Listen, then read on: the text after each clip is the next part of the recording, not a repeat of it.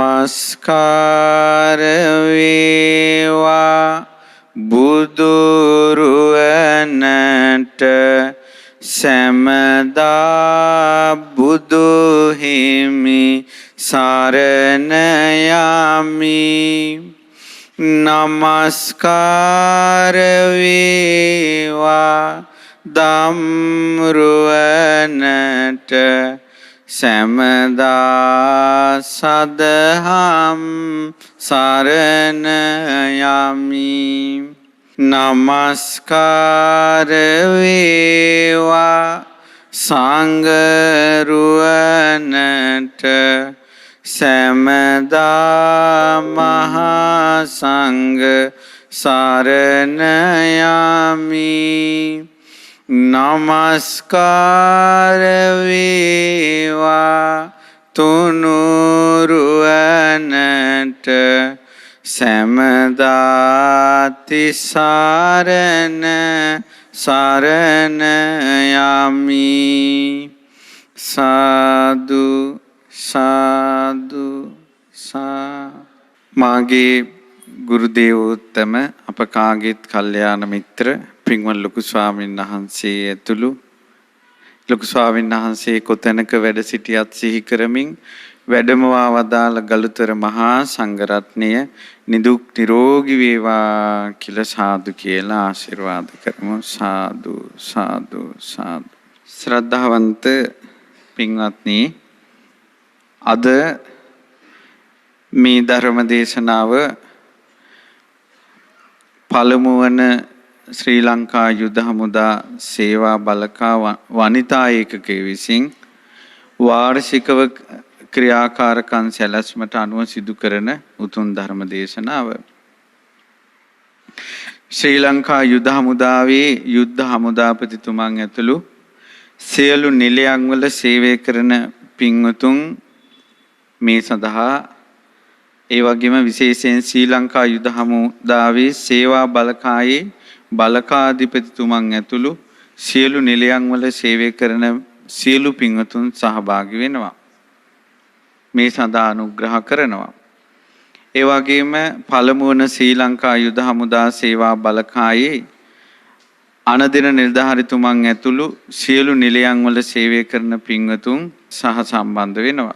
ඒ වගේම මේ දේශනාව අද මේ කරන ධර්ම දේශනාව ශ්‍රද්ධා රූපවාහිනිය මගින් විකාශය කරන්නට ඒ මූල්‍යමය අනුග්‍රහය දක්වන්නේ ඉතාලියේ පදිංචි දැනට පිළිකා රෝගී තත්වයෙන් පසුවන කමලා කොමන්ගොඩ මහත්මිය ඇතුළු සෝමලතා ලියනගේ ඒ වගේම චූලා කාන්තිද අල්විස් මහත්මිය, ඉරේසා නිරංජරා පුංචි හේවා, ඒ වගේම ඉන්ද්‍රාණී ජයවර්ධන, එච්.ඒ. රේණුකා පියදර්ශනී, දුෂානි එල්ලාවල, ශ්‍රියානි මානවඩුගේ සහ සුජිත් කන්නංගර යන මහත්ම මහත්මීන් එකතු පහදු වෙලා මේ දේශනාව රූපවාහිනියේ විකාශනය කරන්න අද පටිගත කරන්න අනුග්‍රහය දක්වනවා. මේ දේශනාව අද දහම් වැඩසටහනේ අරමුණ සෙත් ප්‍රාර්ථනා කරන්න බලාපොරොත්තු වෙන්නේ රටටත් ඒ වගේම සියලු වැසියන්ටත් ඒ වගේම යුද්ධයේදී මියගිය සහ අතුරුදහන් වූ සියලුම රණවිරුවන්ට පින් අනුමෝදන් කරන්නටත් යුද්ධයේදී තුවාල ලබා ආබාධිත වූ සියලු රණවිරුවන්ට සෙත් පැතීම පිණිසත් තමයි පින්වත්නි අද මේ ධර්ම දේශනාව මූලික කරගෙන තියෙන්නේ. පින්වත්නි, අද ධර්ම දේශනාව හොඳට කන් යොමු කරගෙන අහගෙන හිටියොත් එහෙම ඔබ ලංකාවේ ඉපදිලා මේ ලංකාවේ කවදා හරි මනුස්ස પરම්පරාවක් ඇති වුණානේ. ඒ මනුස්ස પરම්පරාව ඇති වුණේ සිංහල ජාතියෙන්නේ. ආන්නේ සිංහල ජාතියේ ලේ තියෙනවා නම් ඇඟේ අංශුවක් හරි ඒක තියෙනවද කියලා හොයාගන්න පුළුවන්. අද දේශනාවෙන් තමන්ටම තමන් ගැන හොයාගන්න පුළුවන්. මම ලංකාවට අයිති මිනිස්සෙක්ද? මම සිංහල ජාතියට මේ අයිති මිනිස්සෙක්ද කියලා හොයාගන්න පුළුවන් මේ ධර්ම දේශනාව අවසානයේ. තමන්ටම තේරෙනවා. ඒක හොයාගන්නේ තමන්ගේම ලේ වලින්. ඒ කියන්නේ මේ දේශනාවේ කියන කරුණු අහගෙන යනකොට තමන්ම දැනෙනවා මේ දැන් ලේ වැඩ කරනවා කියලා. පින්වත්නි, ඕනම જાතියක් හැඩගැහෙන්න ඒ જાතියකට ගුරු හරුකම් ලැබෙන්න ඕන. දැන් මෙතන යුද හමුදාවේ සිටින දරුවන් සිටිනවා. ඒ වගේම ප්‍රධාන නිලධාරීන්ගේ පවුල්වල පින්වතුන් සහභාගී වෙලා තියෙනවා. එතකොට ඔබගේ නිලවලට ඉහළින් නිලතල තියෙන්නේ එතනින් පහළ පිරිසට ගුරු හරුකම් ලැබීම පිණිස. ඔවුන් හැසිරවීම පිණිස. ඉහළ කෙනා වැරදි තීරණයක් ගත්තොත් ඒක පහළටම යනවා. ගොඩාක් පීඩිත වෙන්නේ පහළම කෙනා. ඒ වගේ තමයි පසුගිය දවස්වල දැන් ඔය මිත්‍යා දෘෂ්ටික ආගම් එක්ක ඇතිවෙච්ච මතවාද, ඒ ආගමේ ප්‍රධානියාට ඇතිවෙච්ච දෝෂේ, ඒකෙන් අවසානයේදී ඒ ආගමක් ගැන ඉගෙනගෙනවත් නැති මිනිස්සු විපාක විඳිනවා. එකෙකුට වැරදුනාට පස්සේ. ඔබ දන්නවා මේ හිට්ලර් ගැන. හිට්ලර් ගැන දන්නවා. දැන් මේ පින්වතුන් කල්පනා කරයි හාමුදුරුවෝ බණනි කියන්න හැදුවේ අපි වැඩැම්මේ මොනවද දන්නේ නැහැ දැන් මේ පටන් ගන්න හදන්නේ කියලා. පින්වත්නි, ධර්මයේ උනත් අහන්න පරිසරයක් තියෙන්න ඕන. ධර්මයේ උනත් අහන්න පරිසරයක් තියෙන්න ඕන. සුදුසුකම් තියෙන්න ඕන. එතකොට මේ සුදුසුකම් මොනවද කියලා මේ කියන කතාවත් එක්ක තේරෙනවා.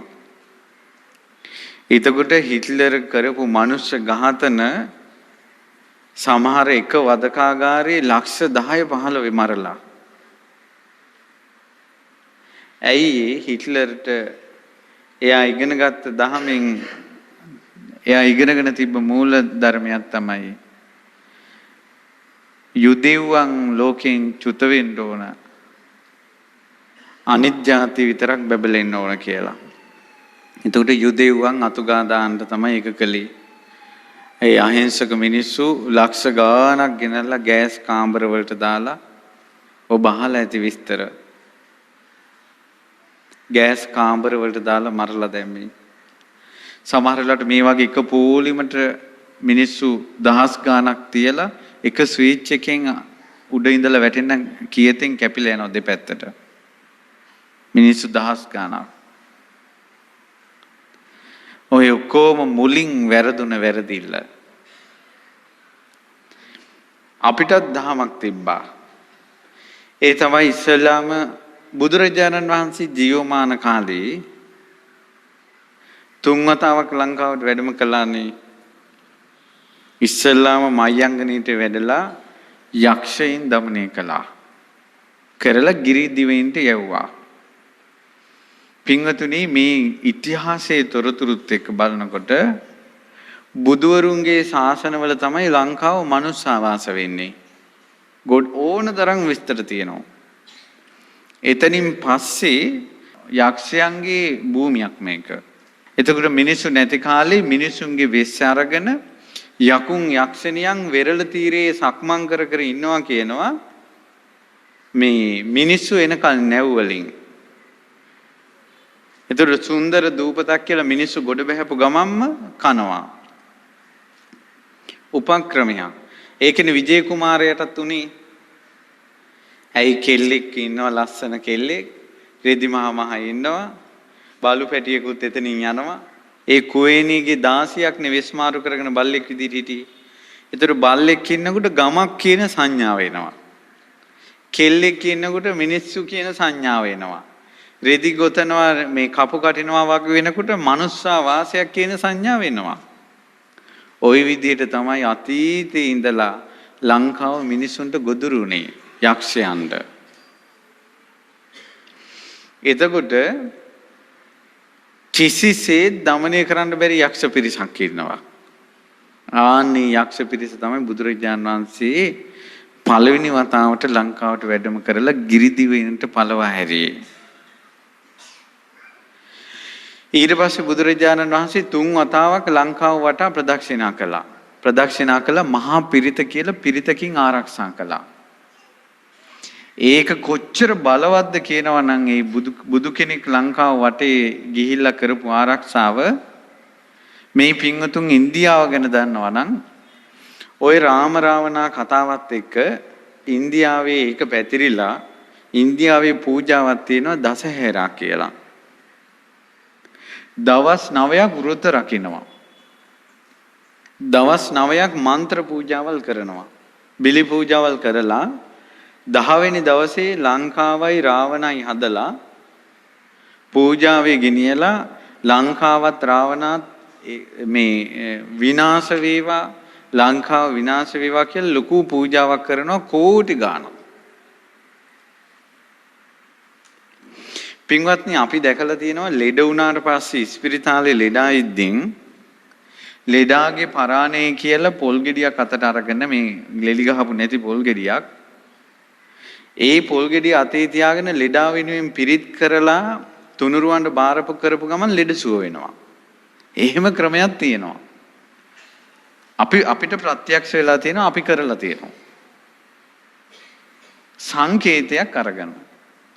ඒතර ලංකාව කියන සංකේතය අරගෙන කෝටි ගාණක් දවස් 9ක් පුද පූජාවල් තියලා මන්ත්‍ර කියලා විනාශ වෙන්න සාප කරද්දී ඒ සාපේ ලංකාවට වදින්නේ නැහැ. ඇයි පින්වත්නි දැන් සමහර ගම්වල මිනිස්සු ඉන්නවා කට ඇරලා මේකේ අඹ නේද කියලා කියපු ගමන් ගෙඩි ටික ඉවරයි. අර එක ගමක මිනිස්සෙක් ඉඳලා කිව්වොත් ඒකම වෙනව නිසා මිනිස්සු හරි බයයි ওই මිනිස්සයා ගේ ළඟින් හරි යනකොට. අඹ හැදෙන්නේ නැති ගහක් තිබ්බා. අර මිනිස්සයා කියන දේ අනිත් පැත්තම නෙවෙන්නේ. ඒ නිසා මේකේ අඹ නෑ නේද කියව ගන්න අර ගෙදර මිනිස්සු අර මිනිස්සයා ගෙන්නවා. ගෙන්නවලා කිව්වා මේ බලාපංගු ඉතින් මේකේ අඹ ගෙඩියක්වත් හැදෙන්නේ නෑනේ කියලා. ඒ මිනිසයා ගත් කට්නම කිව්වා ගෙඩි නැති වුණාට මේ කොළ තියෙන්නේ කියලා. පහවදා කොළ ඉවරයි. ඔය එක මිනිස්සෙක්. ඒතර ඉන්දියාවේ කෝටි ගාණක් මිනිස්සු ඔක්කොම කරනවා ඒ දසහෙරා පූජාව. කෝටි ගාණක් මිනිස්සු එකම විදිහට අනිතක වෘත රැකලා තපස් රැකලානේ කරන්නේ. කරලා එක වචනෙන් එක වෙලාවට සාප කරනකොට අදටත් තියෙනවා ලංකාවට වදින්නේ නැහැ. එතකොට දැන් අර සාප කිරිල්ල ඒ තමයි බුද්ධ අධිෂ්ඨානෙන් මේ ලංකාව ආරක්ෂා කරලා තියෙන නිසා. ඒ නිසා තමයි ලංකාව කොච්චර ආක්‍රමණය කළත් පරදේශක්කාරයින්ට ලංකාව ගන්න බැරි. ඒ පරපුර මේකෙ බිහි වෙන්නේ නැහැ. මේ වෙනකොට ආක්‍රමණික කණ්ඩායම් 20 ගාණක් ලංකාව ආක්‍රමණය කළා තියෙනවා. කාටවත් ගන්න බැරි වෙලා තියෙනවා. ඒ පරපුර එහෙම ගෙනියන්න බෑ. අවසානයේ සිංහලයෙකුට දෙන්නම වෙනවා. අවසානයේ සිංහල මිනිස්සෙකුට සිංහල ලේ තියෙන මිනිස්සෙකුට දෙන්නම වෙනවා. ඒක තමයි ලංකාවේ තියෙන ආනුභාවය. එතකොට මම මේ කියන්නේ ගියේ එතකොට පළවෙනි වතාවට වැඩියා දෙවෙනි වතාවට නාගින් দমনය කළා චුල්ලෝදර මහෝදර නාගදීපේ. තුන්වෙනි වතාවට මණියක්කිත නාරජුගේ ආරාධනෙන් දන්වලඳන්න වැඩම කරලා ලංකාවේ ඒ ස්ථානවල සමාපත්තියෙන් වැඩ හිටියා. හැබැයි ධර්මයේ දුන්නේ නැහැ. ඒකට හේතුව ලංකාවේ මිනිස් වාසයක් නැති නිසා. කලින් පහළ වුණ කකුසඳ කොණාගමන කාශ්‍යප කියන බුදුරජාණන් වහන්සේලාමයි ලංකාවේ ධර්මයේ පැතිරෙව්වේ. අපේ බුදුරජාණන් වහන්සේගේ කාලේ ධර්මයේ බුදුරජාණන් වහන්සේ පැතිරුවේ නැතුව මිහිඳු මහරහතන් වහන්සේ පැතිරුවේ ලංකාවේ ඒ වෙනකොට මිනිස් වාසය නැහැ. අපි සාමාන්‍ය ලංකාවේ කොයි හරි ඇටසැකිල්ලක් හරි අරන් මේ කවුරුදු දහස් ගාණක් පරණයි මහවංශයට වැඩිය පරණයි කියලා කිව්වට කලින් බුද්ධ ශාසනවල ලංකාවේ මිනිස්සු හිටියනේ. කලින් බුද්ධ ශාසනවල හිටියනේ ලංකාවේ මිනිස්සු. ඉතින් ඒ නිසා අපි ඉතින් ඒ පටලැවිල්ලක පටලැවෙන්න ඕනේ නැහැ. මම කියන්නේ ගියේ ඊට පස්සේ විජේ කුමාරයා ලංකාවට ගොඩ බැස්සේ පින්වත්නි පින්වත් දරුවනේ බුදුරජාණන් වහන්සේ පිරිනිවන් පාපු දවසේ බුදුරජාණන් වහන්සේ පිරිනිවන් පාපු දවසේ පිරිනිවන් මංචකයේදී බුදුරජාණන් වහන්සේ වැඩ ඉඳලා සක්දෙවිඳුට කිව්වා සක්දෙවිඳුනි බුද්ධ ශාසනය පිහිටන්නේ ලංකාවේ මනුස්ස වාසය ආරම්භන විජේ කුමාරයා ඇතුළු 700ක් පිරිස ලංකාවට දැන් ගොඩ බහිනවා ඔබ ආරක්ෂා කරන්න ඕන. ඇයි ඒ ආරක්ෂා කරන්න ඕන කිව්වේ? එක මිනිස්සෙක්වත් ඉතුරු වෙන්නේ ආරක්ෂා කළේ නැත්තම්. යක්ෂයෝ භක්ෂණය කරනවා. මේක යක්ෂයන්ගේ ලෝකයක්. ඊට පස්සේ දෙවිවරුන්ටවත් කන්ට්‍රෝල් කරන්න බැරි පිරිස බුදුරජාණන් වහන්සේ කලින්ම අයින් කළා. ඊට පස්සේ බුදුරජාණන් වහන්සේගේ පිරිනිවන් මංචකේ දිහා බලාගෙන හිටපු සක්දෙවිඳු තමන් වෙනේ නියෝජිතෙක් කිව්ව උපුල්වන් කියලා. ආකාශයෙන් තාපසෙක් විදියට ඇවිල්ලා නැවින් එනේන සියලු දෙනාගේ අතේ පිරිත් නූලක් ගැට ගැහුවා. එච්චර පිරිත් නූලේ බලය තියෙනවා. ඔය මරණාසන්න වෙනකොට ඔය වටේ පිටේ ඉඳලා ඥාතින් එකතු වෙනවනේ එකතු වෙලා වරෙන් උඹ අපේ ලෝකෙට වරෙන් කියලා පෙනී ඉන්නවනේ. මට මුණ ගහිලා තියෙනවා. සමහර අය ආපු ගමම කියන්නේ අතේ තියෙන නූල් අයින් කරපන් කියලා. එච්චර එකක් තියෙනවා. මේ જાතියම රැකුනේ පිරිත් නූලෙන්. ඒ වුණාට අපි බෞද්ධ කියලා තියෙනවා. හොඳට බලන්න අපි බෞද්ධ කියනවා අතේ පිරිත් නූලක් නැහැ.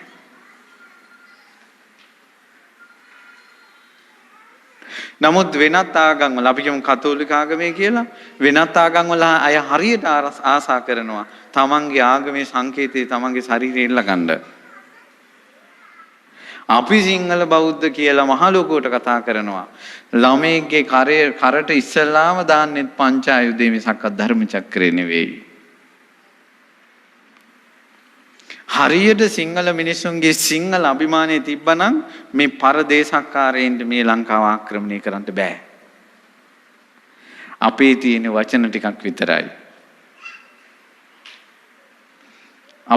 වචන ටිකක් විතරයි. පංචායුධය දානවා. අපිම දන්නේ මොකක්ද මේ පංචායුධය කියලා. මම හිතන්නේ මෙතන ඉන්න අයගෙන් 10% විතර දන්නවා ඇති. අසන්නේ මම. පංචායුධය කියලා කියන්නේ පින්වත්නි පංචායුධය කියන්නේ යුද්ධ කරනකොට අතීතේ ආයුධ 5කින් තමයි යුද්ධ කළේ. ඒ තමයි සතුරා දුර ඉන්නවා නම් දුන්නයි ඊතලේ. සතුරා පෙනිපෙනී ඉන්නවා නම් හෙල්ලෙන් තමයි දමල ගැහුවේ. සතුරා ළඟට ආවා නම් කඩුවෙන් තමයි සටන් කළේ. සතුරා තමාව බදාගෙන පොර බදිනවා නම් කිනිස්සෙන් තමයි සටන් කළේ. ඔය ආයුධ 5ට තමයි කියන්නේ පංචායුධය කියලා. ඔය පංචායුධයේම ලෝකයේ තියෙන තියුණුම ආයුධ 5න් සටන් කරලවත් দমনය කරන්න බැරි වෙච්ච කෙනෙක් තමයි අඟුලිමාල සංසාරේ. අඟුලිමාල සංසාරේ ආයුධ 5න්වත් দমনය කරන්න බෑ. එහිව් කෙනා බෝධිසත්වයන්ට দমনය වුණා. එතකොට තමන්ගේ ළමයාට අඟුලිමාල මහරහතන් වහන්සේගෙන් ආරක්ෂාව දාන්නේ නැහැ කවුරුත්. මේ අහස පොළොව පුපුරා ගියත් බය තැති ගැනීම හටගන්නේ නැති බුදුරජාණන් වහන්සේගේ ආරක්ෂාව කවුරුත් දාන්නේ නැහැ. කැප වෙලා නැහැ තුනුරුවන්ඩ. කොයිදකොට මම මේකයි කිව්වේ දැන් ලේ හොයාගන්න වෙලාව කියලා. ඔයාලා දන්නවද දුටුගැමුණු රජුගේ යුද්ධෙට ගිය හැටි? දැන් මෙතන ඉන්නේ යුද්ධ කරන අය. මේ කොල්ලෝ ටික රැක ගන්න ඕන. මේ කොල්ලෝ ටික තමයි අපේ පණ. එක එක වීඩියෝ වලට මේ මයික් වලට එක එක කෑ ගැහුවත් අපිට ආරක්ෂාව තියෙනවා අපට ආරක්ෂාව තියෙනවා කියලා ඔය ඔක්කොගෙම රිපහ ඉවරයි මුන් ටික එක තැනකට උනොත්. මේ කොල්ලෝ ටික පණ එපා කියලා එළියට බහින නිසා තමයි ඔක්කොම බය නැතුව ඉන්නේ. පහුගිය දවස්වල මිනිසුන්ගේ හිතේ ඇතිවෙච්ච ගින්දර නිව්වේ මේ කොල්ලෝ ටික. මේ කොල්ලෝ පුදුම පිනක් රැස් කරගන්නවා. මන්නම් පුදුම ගෞරවයක් කරනවා මේ රණවිරුවන්ට. මට ඒක දැනෙන්න ගත්තේ පහුගිය දවස්වල. අපි දසවසරක් පුරාවට බය නැතුම් ලක්ෂ ගණන් සෙනඟ එකතු වෙලා බුද්ධ වන්දනාවල් කළා. පාරේ බය නැතුව ගියා. කිසි තැනක බය තැති ගැනීම හට ගන්න නැතුම් පිංකම් කළා. ගමන් බිමන් ගියා. අපේ අභිමානයේ කියා ගියා. නමුත් සතුරාගෙන් පහර වැදිච්ච ගමන්ම හැකිලිලා ගියා. ඒ වෙලාවේ තමයි තේරුනේ LTT යුද්ධේ නිමා කරලා අපිට සැනසෙල්ල දුන්න යුද සෙබළු ශ්‍රේෂ්ඨයි කියලා. අපි ඔක්කොම ණය ගැති වෙනවා යුද සෙබළුන්ට. මේ කොල්ලොන්ට කල්පනා කරන හරි ක්‍රමේ තියෙනවා නම්, මේ කල්පනා කරන හරි විදිහ තියෙනවා නම්, රට දැන් ආගම වෙනුවෙන් කැපවෙච්ච රාජ පුරුෂයන් ගණයට වැටෙච්ච, රට ආරක්ෂා කරන විරුවන් ගණයට වැටිච්ච කොල්ලන්ට හරියට කල්පනා කරන්න පුළුවන්. හරියට කල්පනා කරන්න ඕන. හරියට කල්පනා කරන්න පුළුවන් නම් සුගතිය තියෙනවා. අපි දැන් එකපාරම කියන්නේ යුද්ධ කියන්නේ ප්‍රාණඝාතය, මැරිච්ච ගමන් නිරේ කියලා සාමාන්‍යයෙන් වචනේ කියනවානේ. ඒ වුණාට ඊට වැඩිය දෙයක් තියෙනවා. ඊට වැඩිය දෙයක් තියෙනවා. ඒ තමයි දස වසරක් සැනසille හිටියේ රණවිරුවෝ යුද්ධ කරපු නිසා. අද උනත් බය තැති ගැනීම නැති උනේ කොල්ලෝ ආයුධ අරගෙන පාරට බැස්ස නිසා. ඒ ආයුධය අතට අරන් පාරට බහිනකොට දහස් ගානකගේ බය තැති ගැනීම නැති වෙනවා. ඔය පහුගිය දවස්වල බෝම්බ පුපුරපු දවස්වල මම ඒ අතරෙත් ওই ධර්ම දේශනාව වලට වැඩියා. වඩිනකොට මම දැක්කා බයික් වල අපේ කොල්ලෝ ටික යනවා. ආමි එකේ ස්ටීෆ් එකේ කොල්ලෝ යනවා, එක රොත්තට යනවා. එකපාරම හිතට ආවා මුන් ඉන්නවා නම් බය වෙන්න දෙයක් නැහැ අපිට කියලා. ඒ නිසා කොල්ලනේ උඹලට හරියට කල්පනා කරන්න ක්‍රමයක් අද කියලා දෙනවා. ඒ විදිහට කල්පනා කරපල්ලා උඹලට බුද්ධ ශාසනය අහිමි වෙන්නේ නැහැ. දුටුගැමුණු රජුරෝ යුද්ධයට යන්න, දුටුගැමුණු රජුරන් තමයි මහා යුද්ධයක් තිබ්බේ. රුහුණේ ඉඳලා එලාරේ ඉන්න උඩ පිහිටි රටේ අනුරාධපුරයට ඒ අතර විශාල බංකර 28ක් තිබ්බා. ඒ 28ට රජතුමාගේ හිටපු විශාලම තියුණුම ඥාන ශක්තිය සහ කාය බලය තියෙන සෙම්පතුවරු 28 දෙනෙක් දාලා තිබ්බා මහා සේනාවක් එක්ක. ලේසි නෑ අනුරාධපුරයට යන්නේ එක. රුහුණේ ඉඳලා. රුහුණේ කියන්නේ මහවැලි ගඟෙන් පල්ලෑ. රුහුණේ තියෙන විශේෂත්වය තමයි පෘතුගීසි, ලන්දේසි, ඉංග්‍රීසි කාලේ වෙනකල් 1500 ගණන් එනකල් රුහුණ කිසි කෙනෙකුට යටත් වෙලා නැහැ. කිසිම ආක්‍රමණයකට යටත් වෙලා නැහැ රුහුණ. ඒ නිසා තමයි රුහුණෙන් පින්වන්තයෝ බිහි වෙනවා කියන්නේ. ඊට පස්සේ දුටුගැමුණු රජුරු යුද්ධයට යනකොට සංඝයා වඩම් 500ක් වඩම්මගෙන සංඝයාට උදේ දවල් දානි දීදී වැඳ පුදාගෙන තමයි යුද්ධයට යන්නේ. දැන් සංඝයා වඩම්මනවා. කොච්චර රජතුමාගේ යුද ආරක්ෂාවද කියනවනම් එක හාමුදුරුවෝ නමකට ඊතලයක් වැදිලා නැහැ. හාමුදුරුවෝ යන්නේ යුද්ධෙට නෙවෙයි, රජුරෝ ගෙන්නන ගියේ යන ගමනේ දම් බෙදන්න. ඒතර යුද්ධ කර කර දන් දෙන එක නතර කළේ නැහැ. ඊළඟට මොකද කළේ? දුටුගැමුණු රජුරවන්ට යුද්ධ 28ක් කරලවත් ඇඟට ඊතලයක්වත් වැදිලා නැහැ. ඒ ඇයි? රජුරුවන්ගේ ඔටුන්නේ මන්ත්‍රයක් තිබ්බා. රජුරෝ එසැනින් මේ මන්ත්‍රය සිහි කරපු ගමන් බය තැති ගැනීම නැති වෙලා ශක්තිය එනවා ඇඟට. මේ මන්ත්‍රේ අදටත් තියෙනවා. මොකක්ද මේ මන්ත්‍රේ? බුද්ධෝ තිලෝක සරණෝ බුද්ධෝ සූර්යෝ තමෝ නොදෝ ඒවන්තං සරණං කේමං ආදී වශයෙන් ඒ තියෙන ගාථාව මතකනේ. ඒ ගාථා තුන රම් පත්තිරුයි තියාගෙන ඔටුන්න ඇතුලේ දාලා තියෙනවා. ඒ ඔටුන්න පැනඳගෙන තමයි යුද්ධෙට යන්නේ. එතකොට රජතුමාට යුද්ධයට යනකොටම අර උඩ තියෙන එක සිහි වෙනවා ගාතාව. බුදුරජාණන් වහන්සේ හිරු මණ්ඩල වගේ. බුදුරජාණන් වහන්සේගේ සරණ තමයි බය තැති ගැනීම නැති සරණ. මම බුදුරජාණන් වහන්සේ සරණ යනවා නත්ති මයම් බයං සදා. මට නම් බයක් නැහැ. යුද්ධ 28ක් කරලා ඇඟට ඊතලයක්වත් වැදිලා නැහැ. තුනුරුවන් සිහි කර කර LTT කාලේ යුද්ධෙට ගිය යුද සෙබළු හිටියා. අනතුරු නොවිච්ච. හැබැයි යුද්ධය අවසානයේටම ගියා. අදත් ඉන්නවා එලේ තියෙන පිරිස. අර මේ යුද සෙබළු අල්ලගෙන වද දීපු වදකාගාරයක් හම්බ වුණා. ওই දරුවෝ ඒක දන්නවා ඇති.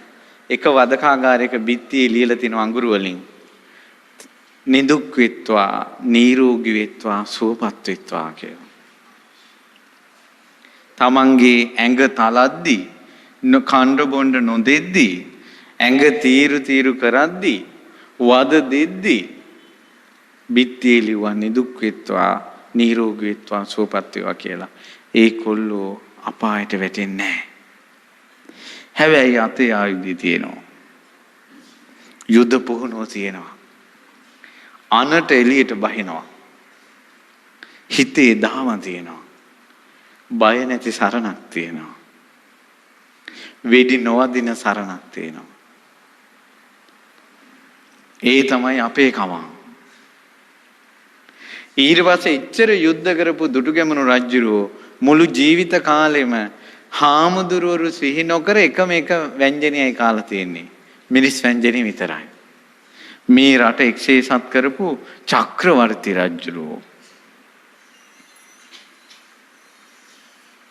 ඊළඟට තමයි පින්වත්නි ඒ දුටුගැමුණු රජුරෝ මැරුණාට පස්සේ තුසිතේ ගියේ.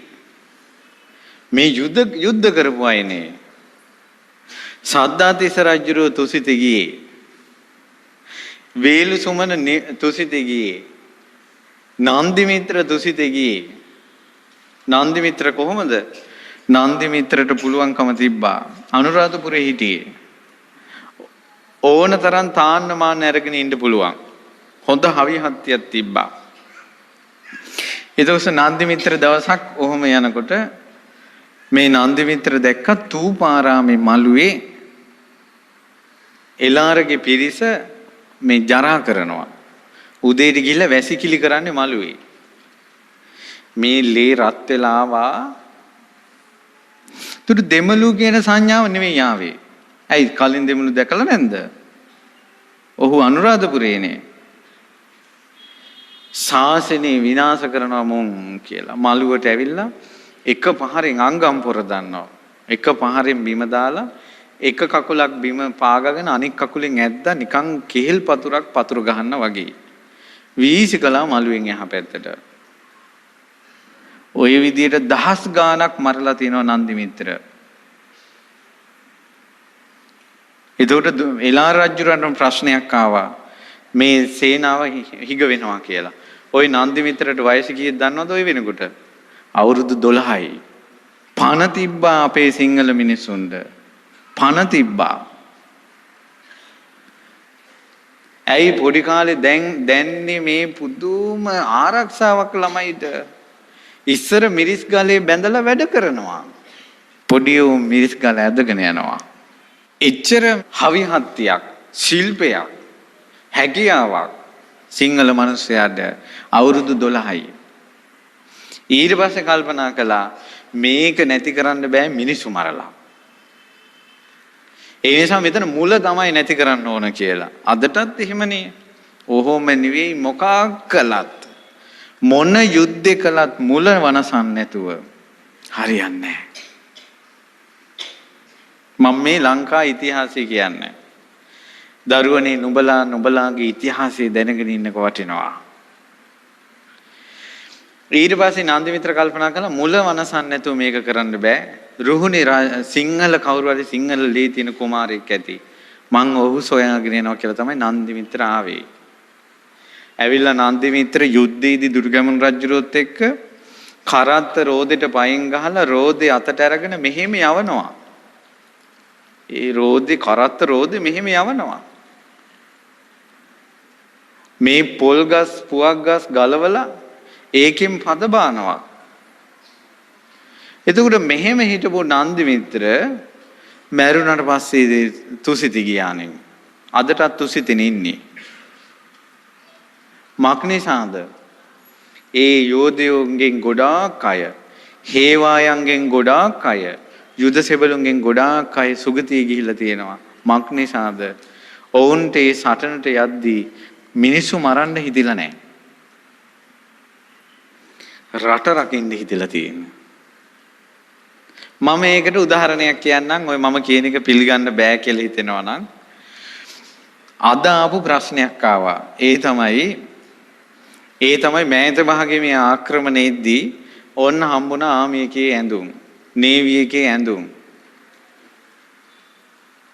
ඒතර ඔය ඔක්කොම ටික ඇඳගෙන එළියට බැස්සනම් මට නම් වෙනම හොයාගන්න බෑ ආමි එකේ ඇත්ත ඇඳුම කොහොමද, නේවි එකේ ඇත්ත ඇඳුම කොහොමද කියලා. දුටුගැමුණු රජුරන් කාලෙත් ওই සිද්ධියම වුණා. ඒ තමයි සතුරා දුටුගැමුණු රජුරන්ගේ සේනාවේ විදිහටම ඇඳා. දැන් අවසාන මහ විජිතපුර සටන යනකොට එකම විදියට ඇඳලා හොයාගන්න බෑ. තමන්ගේමයි නසනවා. සතුරා මැදට පැනලා හොයාගන්න බෑ. ආන්න රජුරු ඒ වෙලාවේ සත්‍යක්‍රියාවක් කළා. ඒ තමයි මා මේ සටන් කරන්නේ රටත් ජාතියත් ආගමත් බේරා ගැනීම පිණිස නම් මට රජ සම්පත් විඳ මම මුදුනා වෙන්න නෙවෙයි නම් ඒක සත්‍යයක් නම් මගේ පිරිසේ ආයුධ දිරිසේවා කියලා. එතකොට තමන්ගේ පිරිසගේ කඩු ආභරණ පැළඳගෙන හිටපු ඔක්කොම ගිනි අඟුරු පාටින් බබලනවා. සිද්ධ වුණා. ඊට පස්සේ තමයි සතුරා නැසුවේ. ඒ අයට තමන්ගේ රට ජාති ආගම රකින්නවා මිසක්කා මිනිසු සංහතියක් මේකෙන් නැසලා දාන එකක් සිංහල මිනිසුන්ගේ නැහැ. අදට උනත් මේ රට ආක්‍රමණය කරන්නට බලාගෙන කෙලහලාගෙන ඉන්න මිනිස්සු ලංකාවට එද්දීන් කුරුම්බ ගෙඩිය දීලා පිළිගත්ත සිංහල මිනිහා. සිංහල මිනිස්සු ගොයන් කපද්දී වෙනම ගොයන් ටිකක් වෙනම තියලා තිනවා වී කුරුල්ලන්ට කියලා. සිංහල මිනිස්සයා කැවුම් හදද්දී වෙනම කැවුම් ගෙඩියක් අයිනක තියලා තිනවා තෙල් මැස්සන්න කියලා. සිංහල මිනිස්සුන්ගේ එහෙම එකක් තිබ්බා. බත් කද්දිමුත් බත් කටක් අයින් කරනවා සතෙකුට හරි කියලා. ගෙදරට එන මිනිහට වතුර පොදක් හරි දුන්නා. ඒ නිසා සිංහල මිනිස්සයන්ට පිටින් එන මිනිස්සු අතු ගාලා දානවා කියන ඒවා නැහැ. නමුත් සිංහල මිනිස්සයාට විරුද්ධව කවුරු හරි නැගී හිටියොත් අපේ මිනිස්සයා ඒක අතහැරලත් නැහැ. එතකොට මේක බේරගෙන අද දක්වා මාවේ රණවිරු ටික. ඊට පස්සේ මේ මම කියන්නේ ගියේ මේ ලංකාවේ විජේ රජුරුවන්ගෙන් ඇතිවෙච්ච පිරිසට ඉස්සල්ලාම ගුරු හරුකම් දුන්නේ යක්කෝ. ඇයි ඒ විජේ කුමාරයාට ගුරු හරුකම් දුන්නේ කුවේණී. ඊළඟට ආපු පඬුවස් රජුරුවන්ට ගුරු හරුකම් දුන්නේ පාණ්ඩුකාභය රජුරුවන්ට චිත්‍රකාල වේල කියලා යක්ෂයෝ. ඒ කාලේ රජුරුවොත් එක්ක මෙහෙම එකට ඉඳගෙන ඉන්නවා කියනවා යක්කෝ. යක්කු තමයි රට පාලනය කරන්නේ. අවුරුදු 70යි කිසිම යුද්ධයක් නැහැ. ඇයි යක්කු තමයි පාලනය කරන්නේ. මිනිස්සු ඉන්නවා. ආන් ඔය අතරේ තමයි මිහිඳු මහරහතන් වහන්සේ වැඩම කළේ. මිහිඳු මහරහතන් වහන්සේ වැඩම කළේ ඒ අතර. මිහිඳු මහරහතන් වහන්සේ ශ්‍රී සද්ධර්මයේ රැගෙන ආවේ මේ විදිහට. මිහිඳු මහරහතන් වහන්සේ ධර්මයේ ලංකාවට අරන් ආවේ පොතකින් නෙවෙයි. දැන් අපි බුද්ධ ශාසනය කියන්නේ අද ගත්තොත් අපිට ඇස් වලින් පේන්න තියෙන්නේ මේ හාමුදුරුවෝ ටික. රුවන්වැලි සෑය, තූපාරාමේ සෑය, දලදා හාමුදුරුවෝ ධාතුන් වහන්සේලා, බෝධි, වඳින පුදන එක, සාදු කියන එක, ගාථා, ත්‍රිපිටකේ මේවනේ බුද්ධ ශාසනය කියා අපි කියන්නේ. මේ ඔක්කොම මිහිඳු මහරහතන් වහන්සේ රැගෙන ආවේ නැවකින් නෙවෙයි. ගැල් වලින් නෙවෙයි. ගුවන් ඥානයකින් නෙවෙයි. මිහිඳු මහරහතන් වහන්සේ මේ ඔක්කොම රැගෙන ආවේ කොහෙන්ද? හදවතින්. හද මණ්ඩලෙන් දරාගෙන ආවේ. මෙච්චර මහා බුද්ධ ශාසනයක් එක්ක උන්වහන්සේ සිරිපා තබපු තැන තමයි මිහින්තලේ. ඊට පස්සේ දැන් රජුරෝ තමන්ව දැක්ක ළඟට ආවනේ. මිහිඳු මහරහතන් වහන්සේ ඉස්සල්ලාම කළේ තමන්ගේ පිරිස ඉත්‍ය උත්‍ය සම්බල බද්දසාර සුමන සාමණේර බණ්ඩු කුපාසක කියන අය අතුරුදහන් කෙරෙව්වා. නොපෙනෙන්න සැලැස්සුවා. ඒකට හේතුව තමයි මිහිඳු මහරහතන් වහන්සේට හිතුණා එකපාරම පිරිසක් දකින්නට රජුරෝ බය වෙයි කියලා. මිහිඳු මහරහතන් වහන්සේ සිංහල මිනිසයාට පෙනී හිටියේ බය නැති කරගෙන. සාමාන්‍ය මිනිසෙක් බය වෙන්නේ හාමුදුරු නමක් කිව්වොත්ද රජ කෙනෙක්ගේ පුතෙක් කිව්වොත්ද? රජ කෙනෙක්ගේ පුතෙක් කිව්වොත්. මොකද ඒ වෙනකොට මේ පෘථුවි මණ්ඩලේ මහා ශක්විති රජුරෝ තමයි ධර්මාශෝක රජුරෝ. එතකොට ඔබ වහන්සේ කවුද කියලා අහනකොට මිහිඳු මහරහතන් වහන්සේ එකපාරම මම ධර්මාශෝක රජුරන්ගේ පුතා කියලා කිව්වේ නෑ. කිව්වේ සමනා මයම් මහරජ ධම්මරාජස ශාවකා. මම බුදුරජාණන් වහන්සේගේ ශ්‍රාවකෙක් කියලා කිව්වේ. රජ කෙනෙක්ගේ පුතෙක් කියලා කිව්වේ නෑ. බය දුන්නේ මිනිස්සුන්ට. උන්වහන්සේ ලංකාවට වැඩම කළේ සිවුරයි පාත්‍රය ඇතුව විතරයි. අපේ අනුබුදු මිහිඳු මහරහතන් වහන්සේ කඩු අරගෙන ආවේ නැහැ. පොත් පොඩි බැඳගෙන ආවේ නැහැ. බය කළා දහම දුන්නේ නැහැ. බය නැති කරලා දහම දුන්නේ. මිහිඳු මහරහතන් වහන්සේ සිංහල ජාතියේ ආධ්‍යාත්ම ගුරුවරයා මිහිඳු මහරහතන් වහන්සේ. සිංහල මිනිසුන්ගේ ගුරුවරයා. ඊට පස්සේ මිහිඳු මහරහතන් වහන්සේකින් පස්සේ ආයේ ගුරුවරු නැහැ. එක දිගට ඒ ධර්මයෙන් තමයි සිංහල මිනිස්සුන්ට ගුරුහරුකම් ලැබුණේ. ඊට පස්සේ මිහිඳු මහරහතන් වහන්සේ වැඩම කරලා පිරිනිවන් පාලා අවුරුදු 30ක් විතර ගියාට පස්සේ සේන ගුත්තික කියලා අශ්වවෙලඳු දෙන්නේ දෙමළ සොලි අර ලංකාව ඇල්ලුවා. රහතන් වහන්සේලා ඉද්දින් රට ඇල්ලුවා. රහතන් වහන්සේලා ඉද්දින් රට ඇල්ලුවා. ඊට පස්සේ ඒ අයගේ පාලන කාලේ අවුරුදු මම හිතේ 20 ගාණක් 21ක්. ඊට පස්සේ ඒ රජවරුන්ගෙන් කරදරයක් වෙලා නැහැ මිනිසුන්ට. හැබැයි මිනිස්සු හිතෙන් පතපතා ඉඳලා තියෙනවා සිංහල රජෙක් ඕන කියලා. ඊට පස්සේ ආය මේ ලංකාවට මිහිඳු රජුරු වෙනවා. සිංහල රජෙක්. ඒ රජා අල්ලගත්තා එළාර. එළාර මේ රට අල්ලගෙන සිංහල මිනිසයාට වද දිදී ඉඳලා තියෙනවා අවුරුදු 44ක්. මේ රහතන් වහන්සේලා ඒ කාලේ දුටුගැමුණු රජුරන්ට කලින්. එතකොට අවුරුදු 44ක් සිංහල මිනිසයා ඉඳලා තියෙනවා සිංහල රජෙක් බිහි වෙනකල්. දුටුගැමුණු රජුර පහළ වුණා. පිරිස එකතු කරගත්තා. රට බේරගත්තා. ඒ එකතු කරගත්ත පිරිස හිටියේ ලංකාවෙමයි. එතකොට අර පිරිසට එකතු වෙලා රට බේර ගන්න බැරි වුණා. ඇයි ඒ? නායකයෙක් ඕන. නායකයෙක් ඕන. ඒක මට වැඩිය තේරෙන්නේ ඔබට. මෙතන ඉන්නේ යුද සෙබළු. හරියට අනදෙන කෙනෙක් හිටියොත් හරියට හරි. තමන් ස්ථාවර අවසාන තැනට යද්දී අපිට ඉහළින් ආවොත් නියෝගයක් නතර කරපන් කියලා ඔක්කොම ඉවරයි. ඒ නිසා මේ සිංහල ජාතිය රැකගන්න අත්‍යවශ්‍ය දෙයක් තියෙනවා ඉතිහාසෙත් එක්ක බලනකොට. ඒ තමයි නායකයෙක්. ඔන්න නායකයෙක් බිහි වෙලා අර වද වේදනාව විඳගෙන ඉන්න මිනිස්සු අතරින්මයි පිරිස එකතු කරගෙන යුද්ධ කරන්නේ. ඔන්න ලංකාව බේරගත්තා. ලංකාව බේරගෙන තමයි බුද්ධ ශාසනය බැබලෙව්වේ. බුද්ධ ශාසනය බබලවල ලංකාව බේරගන්නවා කියලා එකක් නැහැ. ලංකාව බේරගෙන බුද්ධ ශාසනය බබලවන්නේ. ඒ නිසා කොල්ලනේ නුඹලා මේ ලංකාවට ආරක්ෂාව දෙනවා කියන්නේ බුද්ධ ශාසනයට සිංහල ජාතියටයි ආරක්ෂාව දෙන්නේ. ඒ ඔබ ආරක්ෂාව දෙන බුද්ධ ශාසනය සහ සිංහල ජාතිය මේ වගේ මේ ලෝකෙම ගත්තොත් දෙව්ලොව උපදිනවා කියලා ඒකාන්තයෙන් කියන්න පුළුවන් මිනිස්සු ටික ඉන්නේ ලංකාවේ.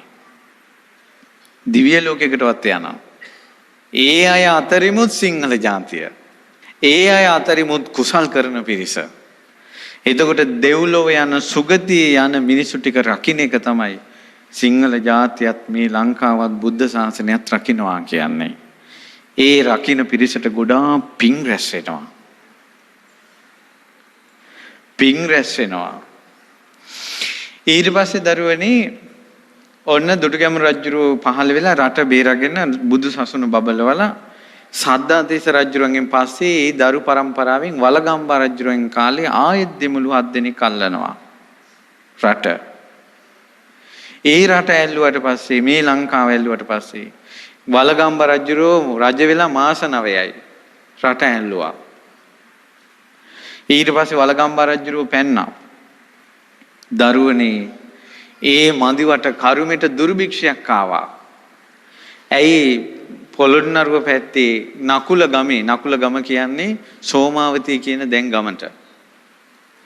ඒ ගමේ හිටපු බමුණෙක් මන්ත්‍ර බලෙන් සාපයක් ඇති කළා.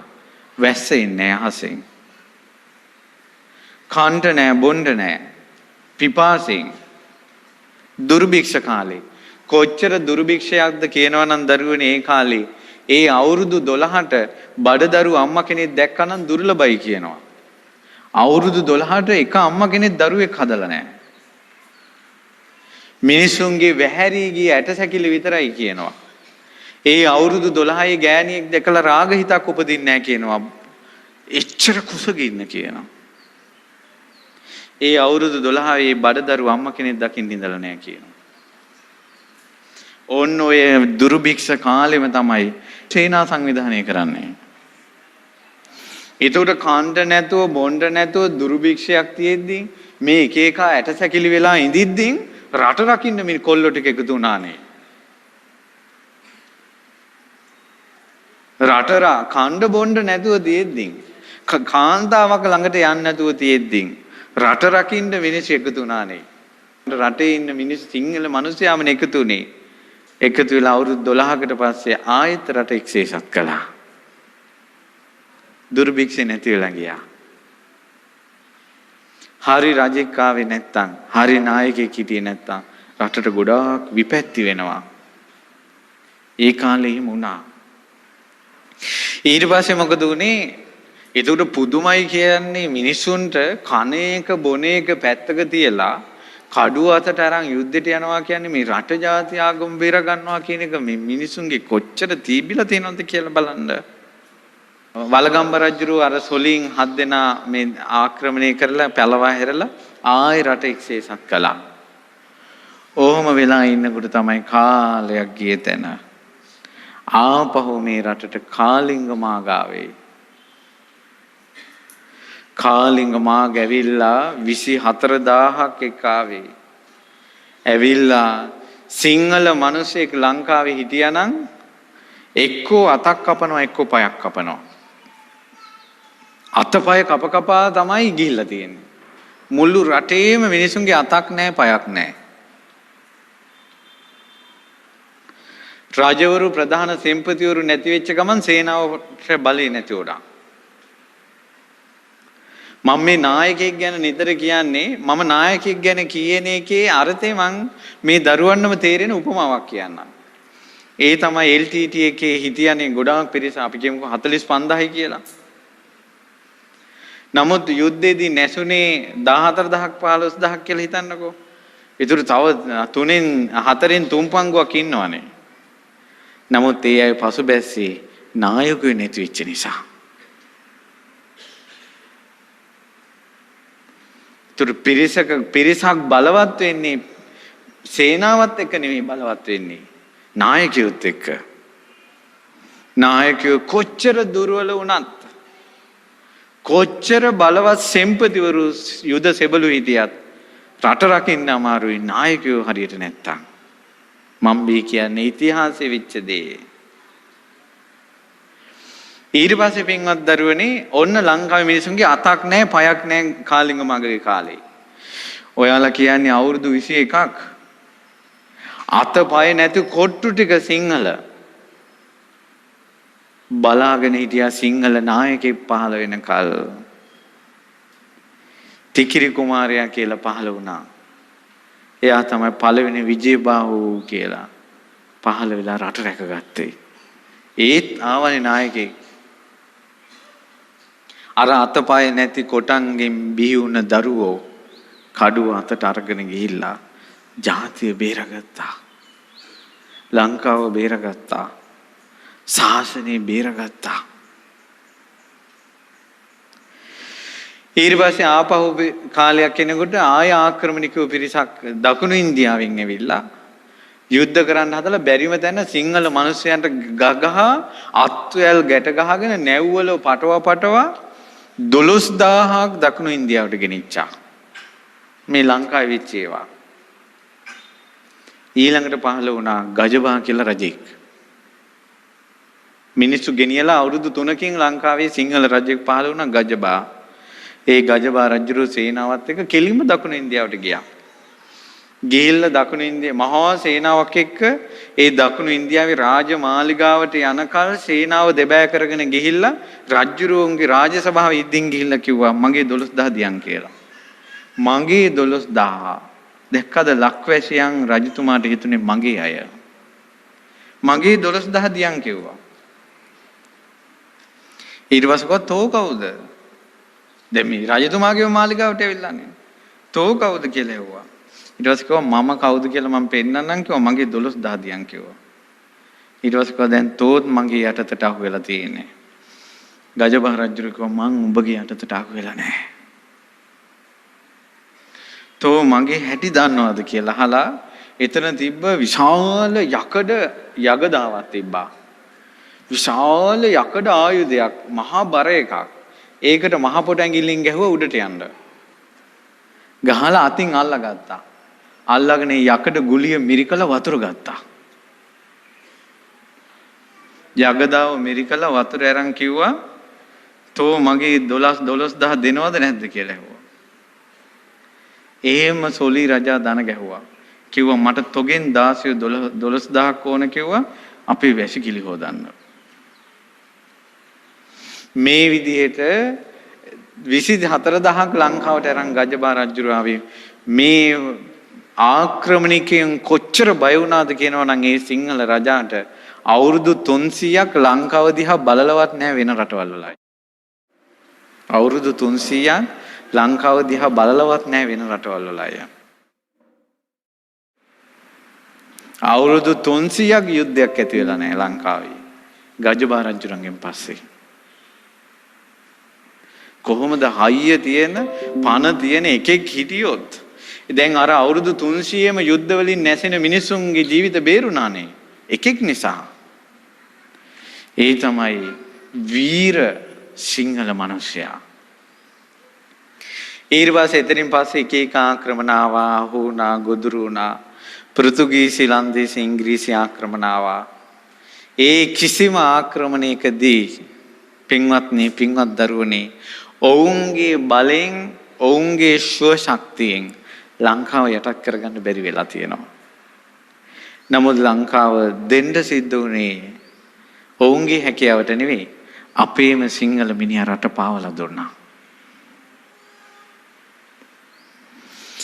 සුද්ද වෙනම රාජසිංහ රජුරවන්ට එව්වා බොන ඒවා.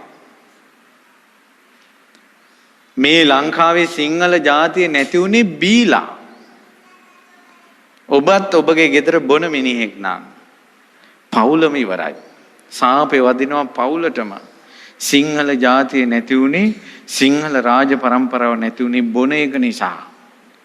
රාජසිංහ රජුරවන්ට බොණ්ඩ දීලා තමයි, ඒ වෙලාවේ තමයි ඇහැලේපොළ කුමාරිහාමි ලවා දරුවා කොටවන්න ඕන, මද්දුම බණ්ඩාරගේ ඊළඟට ඒ දරුවන්ගේ විහිස ගසා දාන්න ඕන කියලා නියෝගය දුන්නේ බීලා. රජතුමාට වෙරි හිඳුනට පස්සේ කිව්වා මම ඔහොම එකක් කළේ නෑ කිව්වා. බිව්වට පස්සේ තමන්ගේ ඉන්න සෙම්පතිවරු මරලා තියෙනවා රජුරු මේක මරාපන් කියලා. වෙරි හිඳුනට පස්සේ අහලා තියෙනවා කෝ අද රාජ සභාවේ ආවල් අමාත්‍ය නෑනේ කියලා. රජුරවන්ට මතක නෑ. බීලමයි සිංහල රාජවංශය නැති කළේ. ඊට පස්සේ මිනිස්සු කුපිත වුණා. ඊට පස්සේ හාමුදුරුවෝ මැරෙව්වා රජුරෝ. ඒත් බීපු වෙලාවෙ කළේ. කවුරු හරි ළඟ ඉන්නවා චර පුරුෂයෝ අවුස්සන. රජුරෝ වෙරිමත්ෙන් නියෝගය දෙනවා. ඊට පස්සේ හාමුදුරුවෝත් විනාශ වුණා. මිනිසුන්ගෙන්ම රජතුමා අප්පිරියා වුණා මිනිසුන්ට. ඕන්නේ ඒ අතරේ ඇහැලි පොලත් එකතු වුණා සුද්දන්ට. ඊට පස්සේ එහෙන් මෙහෙන් කුමන්ත්‍රණ වුණා එකාට එකා නැතුව ගියා. සුද්දෝ ටික රට ඇතුළට එන්න ගත්තා. එන්න ගන්නකොට සුද්දෝ කිව්වා අපි මේ රටට එන්නේ රජා අල්ලන්න මිසක් උඹලා අල්ලන්න නෙවෙයි. ඒතර ඇහැලි පොළ ඇතුළු පිරිසත් සිංහල මිනිහට කියන්න ගියා සුද්දෝ ඉන්නේ රජා අල්ලගෙන යන්න මිසක් උඹලාට කරදර කරන්න නෙවෙයි කියලා. මිනිස්සු ඔක්කොම රට ඇතුළට එන්න දුන්නා උඩ රටට. රජාට කවුරුත් නැහැ. රජා පැන්නා. පින්වතුනි හාරිස් පත්තුවේ මට මතක හැටියට හාරිස් පත්තුවේ ඕනම රජෙකුට හැංගෙන්න පුළුවන් ගල්ලෙනක් තිබිලා තියෙනවා. ඒ ගල්ලෙන ගාවට ගිහිල්ලා රජා අත තිබ්බ ගමන් දොර ඇරෙනවා. මේ රජුරු අත තිබ්බ ගමන් දොර ඇරුන්නේ නැහැ. හේතුව මේ රජා වඩිඟ රජෙක්. සිංහල ලේ නැහැ. දොර ඇරුන්නේ නැහැ. දැන් රජතුමා බිසවත් එක්ක එහෙම පැනලා ගියා. ඔය හාරිස් පත්තුවෙන් පැත්තේම තියෙන නිලම කෙනෙක්ගේ ගෙදරට. ඊට පස්සේ මොකද උනේ? ඇහැලේ පොළ ඇතුළු පිරිස දැන් රජා හොයාගෙන යනවා. හොයාගන්න බෑ. ඔය අතරේ එක පොඩි එකේ පාර හරහා දිව්වා බයට. ඔහු අල්ලගත්තා. ඊට පස්සේ ඒකොල්ල බයට කිව්වා රජා ඉන්න තැන කියන්නම් මාව මරන්න එපා කියලා. ඒ පොඩි එකාගෙන් රජුරු ඉන්න තැන අල්ලගත්තා. අල්ලගෙන මොකද කළේ? මේ අවසාන සිංහල රාජවංශي නැති වෙච්ච හැටි මම මේ කියලා දෙන්නේ. ඒ රජා මේ යනකොට නිලම ඉස්සරහින් ඉන්නවා ගෙදර අයිතිකාර කෙනා. අයිතිකාර කෙනා දුර ඉඳලම කිව්වා බොහෝ කාලයකට පස්සේ ඔව් බොහෝ කාලයකට පස්සේ තමයි කියලා. එතකොට ගේ අයිතිකාර නිලමෙට හිතුණා මොන් එන්නේ රජා අල්ලගන්න කියලා. එක කඩු පහරින් ගැහුවා. නමුත් ඔහුට කරගන්න පුළුවන් දෙයක් නැහැ. දොරවල් කැඩුවා. සිංහල මිනිසයා. සුද්ධ නෙවෙයි. සුද්ධ නෙවෙයි කලේ සිංහල මිනිසයා. දොරවල් කඩලා ඇතුළට ගියානකොට රජුරු ඉන්නවා. සිංහල හේවායු ටික රජුරෝ ළඟ වට කරන්න හදනකොට රජුරෝ කිව්වා යකෝ මන් තොපේ රජා කිව්වා. යකෝ මන් තොපේ රජා කියනකොටම උස්සපු කඩුව ගහ ගන්න බැරි වුණා. අපේ කමට. උස්සපු කඩුව ගහ ගන්න බැරි වුණා අපේ කමට. ආයෙ පිටිපස්සට ගියා. පිටිපස්සට යනකොට ආයෙ ඇවිස්සුවා. අපේ සිංහල අධිකාරංවරුම ඇවිස්සුවා. අවුස්සනකොට එතන හිටිය ඇවිස්සෙන එකෙක්. එකගේ නම වැලිගංගා කියලා. වැලිගංගා කිව්වා මං ඕක අල්ලන්නම් කියලා ඇතුළට ගියා. ඇතුළට යනකොටම රජුරු ඇහුවා රාජසිංහ රජුරු යකෝ තෝ මන් ළඟ හිටපු එකෙක් නේද කිව්වා. ඊට පස්සේ කිව්වා පස්වාහන් දහසකට අවසර ඒ කාලේ එහෙමයි මේ කාලේ මෙහෙමයි කියලා උඩ පැනලා රජුරු වැටෙන්න පයින් ගැහුවා. ඔයාලා දන්නවද මොකක්ද උනේ කියලා? අදටත් ඒ වැලිගංගා කියන පරම්පරාවේ අදටත් මිනිස්සු මැරෙන්නේ දකුණ කකුල කුණු වෙලා. අදටත් මම ඔක ඉතිහාස පොතෙන් කියුවේ 1956 ওই රාජසිංහ රජුගේ විස්තර ලියපු ඒ පොත ලියපු මිනිස්සේ මේ පරම්පරාව හොයාගෙන යනකොට අවුරුදු 14 කොල්ලෙක් ඉතුරු වෙලා ඉඳලා ඒ කොල්ලගේ දකුණු කකුලේ කුෂ්ඨයක්. සිංහල රජා කියලා වඩිඟෙක් වෙන්න පුළුවන්. පෙනී සිටියේ සිංහල රජෙක් විදිහට. ඒ සිංහල රජෙක් විදිහට පෙනී හිටපු රජාට ගැහුවා නම් පයින් එතනින් සිංහල රාජ වංශේ ඔටුනු පළං රාජ වංශේ නැති කරලා මේ මුළු ලංකාවම පරදේශී කළා නම් ඒක කරන්න ගහපු මිනිහගේ પરම්පරාවේ ඔක්කොම කකුල කුණු වෙලා අදටත් මැරෙන්නේ. සිංහල ජාතිය කොච්චර වටිනවද? අපිට නායකයෙක් ඉන්න එක කොච්චර වටිනවද? අද කාලේ අපිම ඡන්දි දීලා අපිම පත් කරගෙන අපිම ගරහනවා. ගෙදර ඉන්න අම්මයි දරුවෝ ඔක්කොම තාත්තට ගරහ ඉන්නවනම් ඒ ගෙදර මොකද්ද තියෙන වැදගත්කම? ඒ ගෙදර පිරිමියෙක් ඉන්නවද? ඒ වගේ රටක්ම එකතු වෙලා නායකයන්ට ගරහනකොට ඒ රටට සාපවදිනවා. කරන්න දෙයක් නැහැ. කරන්න දෙයක් නැහැ. මම මේ කියන්නේ දරුවනේ ඉගෙන ගන්නilla ඉතිහාසයේ ඉස්කෝලේවත් කියලා දෙන්නේ නැහැ. දැන් මේ කැම්ප් එක ඇතුලේ නෙමේ සැනසille බණ ටිකක් කියනවා. මේ බණ ටික මෙච්චර පිරිසක් පන්සලේ හිටියානම් වටේට ගාඩ් එක දාන්න ඕන දැන්. අද දරුවනේ මිනිස්සෙකුට පන්සලක චෛත්‍යයක බෝධියක නිදහසේ බණ ටිකක් අහන රටක් ඇති කරලා දෙන්නේ උඹලා. ඒ නිසා අපේ ඉතිහාසය අහපල්ලා.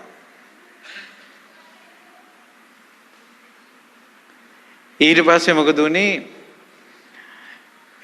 බිසෝවරුන්ගේ කන් කැඩුවා, කරාඹු කැඩුවා, ලේ විසිරිලා ගියා. රජතුමා නිරුවත් කළා, සිංහල මිනිහා කළේ. ඊට පස්සේ ඔය සේනාව මෙහෙවන්න සිංහලයෝ ගියාට සුද්දානේ මේක කළේ. සුද්දාට ආරංචි වෙලා එසැනින් අස්වැය පිට ඇවිල්ලා සුද්දා කසේ අරන් සිංහල මිනිසුන්ට තලලා තමයි පිටිපස්සට දාලා රජතුමා නාවලා ඇඳුම් අඳවලා දෝලාවේ තියාගෙන තමයි හිරගෙ දෙට ගෙනිච්චේ. ඔන්න සාපේ වැදිච්ච හැටි අපිට. ඔතනින් සිංහල රාජවංශ ඉවරුණා. ඊට පස්සේ සුද්දා වගන්ති ලියලා එක් නැලිගොඩලා ඔක්කොම එකතු වෙලා අස්සම් කළා. ඒ ඔක්කොම සුද්දන්ට ඕන විදිහට හදාගත්තේ. ඊට පස්සේ බලු බද්ද සුනක බද්ද ගෙදර බල්ලෙක් ඉන්නවනම් බදු ගහන්න ඕන. මිනිස්සු අතර කතාවක් පැතිරිලා ගියා. දරුවෙක් ඉපදුනාට පස්සේ අම්මගේ තන මණ්ඩලයෙන් කිරි දෙන්න බදු අය කරනවා කියලා. මිනිස්සු කුපිත වුණා. මිනිස්සු කිව්වා අපි ආයේ සිංහල රාජවංශය ඇති කරනවා කියලා එකතු වුණා. බූටෑවේ රටේ රාළ ඊළඟට ওই වගේ පිරිස එකතු වෙලා වෙනම නිදහසක් අපිට ඕන කියලා නිදහස් අරගලයක් ඇති කළා. ඒ සිද්ධ වුණේ වෙල්නස්සින් ඌව 1818. එහෙම යුද්ධෙට එනකොට සුද්දා යුද්ධෙට යැව්වේ පිරිස එකතු කරගෙන තුවක්කු දීලා කැප්පැටි පොළ. කැප්පැටි පොළට සිංහල මිනිස්සු දකින්නකොට ආයෙත් ලේ ටික උණු වෙලා ගියා. මුළු තුවක්කු ගබඩාවම තිබ්බේ මේ කැප්පැටි පොළ අධිකාරන් සතුව. සේනාව රැස් කළා සුදු සේනාව තමන්ගේ තුවක්කුව දීලා ගබඩා ආයුධ ඔක්කොම දීලා කිව්වා ඵලයන් තොපි සුද්දා ළඟට. තොපේ ආයුධ වලින් තොපිට ගහන එක අපේ සිංහල කමට හොඳ නෑ කියලා පිටත් කළා. පිටත් කරලා සිංහල මිනිසුන්ට කැප්පැටි පොළ එකතු වුණා. අනේ යුද්ධෙදී කැප්පැටි පොළ කොටු වුණා. ඇල්ලුවා. අතපය ගැට ගහලා කැප්පැටි පොළ ගෙනියනවා ඉස ගසා දාන්න. ගෙනියනකොට ළඟ මිනිස්සුෙකුට කතා කළා කිව්වා මගේ ඔළුවේ තියෙන ජටාව ලියාපන්. ලිස්සා. ඕක හොදාගෙන වරෙන්. හොදාගෙන ආවා. දලදා හාමුදුරන්ට පූජා කරපන් කිව්වා. මේ මරන්ට ගෙනියද්දී. අපේ ගෙවල් වල වයසක මිනිස්සු ගෑනු මිනිහලා මැරෙනවා. මැරෙන්න පණ අදිද්දි කරාඹු දෙක අල්ලනවා. තියෙනවද කියලා. චේන් එක අල්ලනවා තියෙනවද කියලා. ඔප්පුව තිබ්බ පෙට්ටිය දිහා බලනවා තියෙනවද කියලා. කෝ අපේ සිංහලකම. ඊට පස්සේ කැප්පැටි පොළ ගෙනිච්ච දංගිඩිය ගාවට කිව්වා මගේ අත ලියහපන්. අත ලිස්සා. ඉනේ තිබ්බ පොඩි මේ පත්තිරු ටිකක්, තල්කොළ ටිකක්. ඒක ගත්තා. ඒකේ තිබ්බේ ධම්මපදේ. දලදා ආන්දර දිහාට වැන්දා. තුනුරුවන් ගාථා කිව්වා. මගේ ජීවිතේ තුනුරුවන්ට බාරයි කියලා බාර කළා. ධම්මපදේ ගාථාවක් කිව්වා. පොත පැත්තකින් තිබ්බා. ඔළුව දංගිඩිය දාලා කිව්වා ගහපන් දෙන් කියලා. මරණ ඉදිරියේ තුනුරුවන් සිහි කරන. මරණ ඉදිරියේ තුනුරුවන් සිහි කරන. ගහලයක් ගැහුවා. බෙල්ලෙන් භාගය කැපුණේ. එල්ලෙන බෙල්ලෙන් කැප්පැටි පොළ නැගිටලා කිව්වා හරියට ගහපිය මෙතෙන්ද කියලා. කොහොමද? සිංහල මිනිහා අද බෝම්බයක් කියපු ගමන් හැකිලෙනවා. නුඹලාට කතාවක් කියන්නම් දරුවනේ. සිංහලකම ගැන. සිංහල මිනිහා බේරගන්න හිටපු කෙනෙක් තමයි සුද්දන්ට අල්ලන්නම බැරි කෙනෙක් පුරන්නප්පෝ. අල්ලන්නම බෑ සුද්දන්ට. එච්චර යුද්ධ සෙබලේ සිංහල. ඒකනේ අපේ මිනිස්යාමනේ විනාශ කළේ මං කිව්වේ. සිංහලයෝ 9 දිනේ සුද්දෝ ළඟ ඉඳලා ඇවිල්ලා කිව්වා අපිට සුද්දෝ ළඟ ඕනේ අපිට ජාතිය බේරගන්න ඕන කියලා.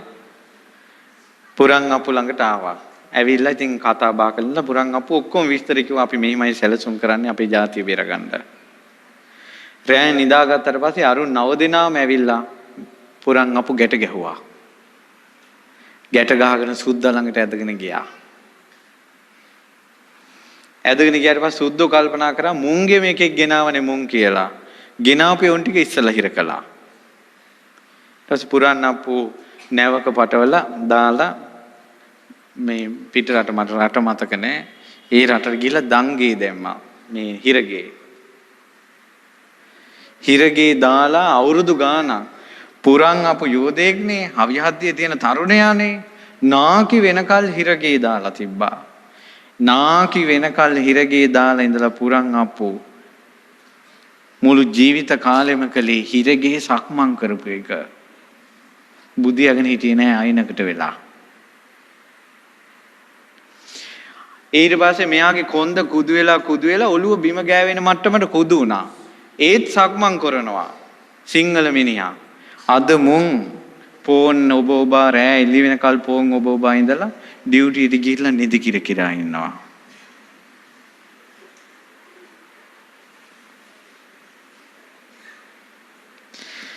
ඊට පස්සේ සක්මන් කර හිටියා. සක්මන් කර ඉන්නකොට අර දොරටුවේ ළඟ ඉන්න ඒ හිරගේ බලන මිනිස්සයා ඇහුවා. හිරගේ බලන මිනිස්සයා ඇහුවා ඒ දොරටුවේ ඉන්න හේවායා ඒ නිලමේ උඹ මොනවද ඔය පාත් වෙලා හොයන්නේ උඹගේ මොකක් හරි නැති වුණාද කිව්වා. නාකි වෙච්ච පුරන් අප්පෝ ඔළුව උස්සලා කිව්වා මගේ දෙයක් නැති වෙලා මං ඒක හොයන්නේ මේ කිව්වා. මොකද්ද කියලා කිව්වා. මම මේ හොයන්නේ මගේ නැති වුණ සිංහල අභිමානය. මගේ සිංහලකම කිව්වා මේ හොයන්නේ. ඒ නිසා කොල්ලනේ හොයාපල්ලා සිංහලකම. සිංහලකම.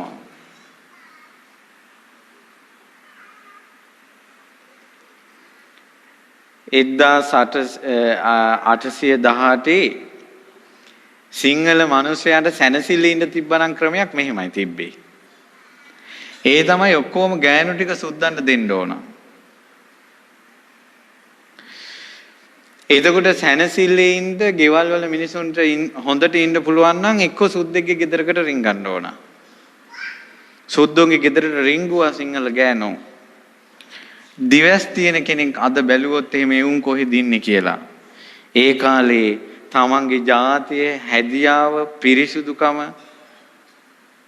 තමන්ගේ ගෑනුකම සුද්දන්ට පාවලා දුන්නේ උන්. දැන් නිරි ගිනිදෙල් මත දැවෙනවා.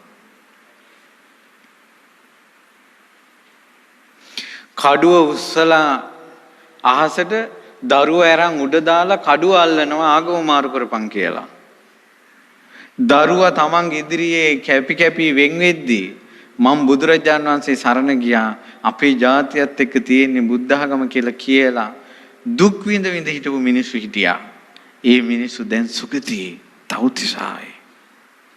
1818 ඕන දැන් කන්න බොන්න නැහැ.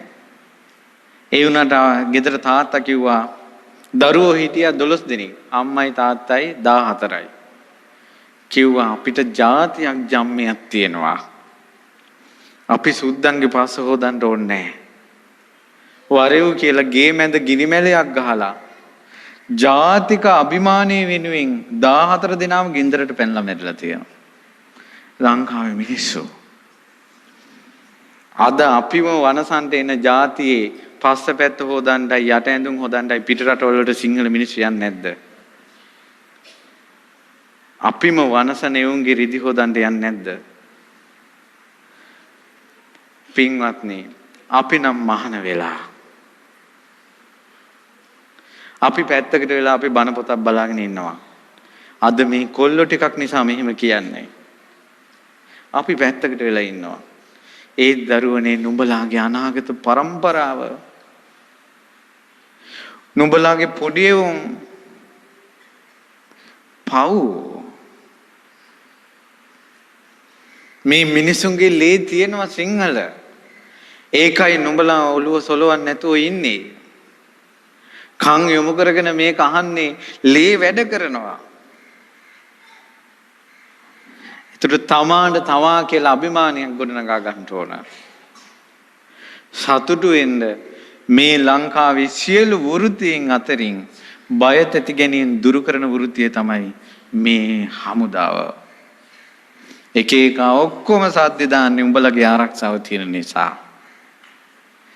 හෙටත් මේ ලංකාවට මොකක් හරි විනාශයක් වුණොත් පාරට බහින් දින්නේ උඹලා. අනිත්යෙන් ඔක්කොම හැංගෙනවා දොරවල් වහගෙන. පණ දෙන්නේ නුඹලා. උඹලට ලොකු පිනක් තියෙනවා. රටට, ජාතියට, ආගමට බය තැති ගැනීම දුරු කරන පින. ඒ නිසා මම මේ කැප වුණේ රට ජාති ආගම වෙනුවෙන් කියලා හිතන්න. දුටුගැමුණු රජුරුවන්ගේ සේනාව යුද්ධ 28ක් කරද්දී ඒ සෙන්පතිවරු කියපු විස්තර තියෙනවා. එක සෙබලෙක් ඒ යුද්ධ කරද්දී Tamanට අයිති නැති ස්ත්‍රියක් වැරදි විදිහට පාවිච්චි කළා නැහැ. ගෑනු ආසාව නැහැ. වැරදි කාමසේවනය කළා නැහැ. කෙලින්ම ගිය අදාළ කටයුත්ත කරන්න විතරයි. මොකද්ද? රට බේරගන්න එක. ජාතිය බේරගන්න එක. ව්‍යසනේ දුරු කරන එක. එතකොට ආයුධේ නුඹලා අතට ගත්තා නම් ඒ අභිමාණයෙන් තේජසෙන් නුඹලාගේ ඒ නිල ඇඳුමේ මොකද්ද තේජසක් තියෙනවා. හරියට මිනිස්සු දන ගහන මේ කසාවතේ යම් තේජසක් තියෙනවද? ඒක ශ්‍රේෂ්ඨයි. ගිහි මිනිසුන්ගේ ඇඳුම් අතර යුද සෙබලාගේ ඇඳුම ශ්‍රේෂ්ඨයි.